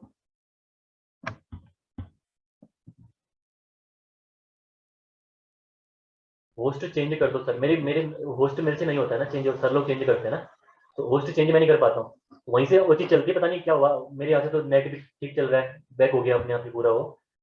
अब वो रिकॉर्डेड गया नहीं गया, लेकिन आप लोगों को क्लास तो मैंने बता दी। मैं कल आप लोगों को ना इसका स्क्रीनशॉट, मैं कल मॉर्निंग की जो क्लास होगी तो मॉर्निंग में स्क्रीनशॉट आपको प्रोवाइड करा दूंगा, जो स्क्रीनशॉट है, क्योंकि मेरे वहाँ में जो आईपैड है मेरे पास उसमें मैंने सेव कर रखी है चीज़ें, ठीक है। तो मैं आपको इसका स्क्रीनशॉट में प्रॉपर आपको बता दूंगा, ठीक है ना। ओके, या मॉर्निंग में आप इससे ले लेना मेरे से, ठीक है। अभी अब मैं होस्ट नहीं हूँ यहाँ पे ना, मैं होस्ट हुई नहीं, सारे लोग होस्ट हैं, तो मैं पूछ भी ले रहा हूँ कि आपका रिकॉर्ड हुआ नहीं हुआ, अगर रिकॉर्ड हुआ तो कब अपलोड होगा, मैं आप जानकारी देकर आपको बता भी दूंगा कि क्या होने वाला है इसका सीन, ठीक है ना। अदरवाइज स्क्रीनशॉट तो मैं आपको मॉर्निंग में दे ही दूंगा ये सारी चीज़ें की, ठीक है। तो आप लोग टेंशन मत लीजिए, मिल जाएगा आपका स्क्रीनशॉट। आप लोग ध्यान रखिए अपना, ठीक है। आज क्लास बाइंड अप करते हैं, होप आपको चीज़ें समझ में आ रही होंगी, ठीक है। और कल मॉर्निंग में हम लोग मिलते हैं सेम टाइमिंग में, ठीक है। ओके बाय, मिलते हैं कल आपको, ठीक है।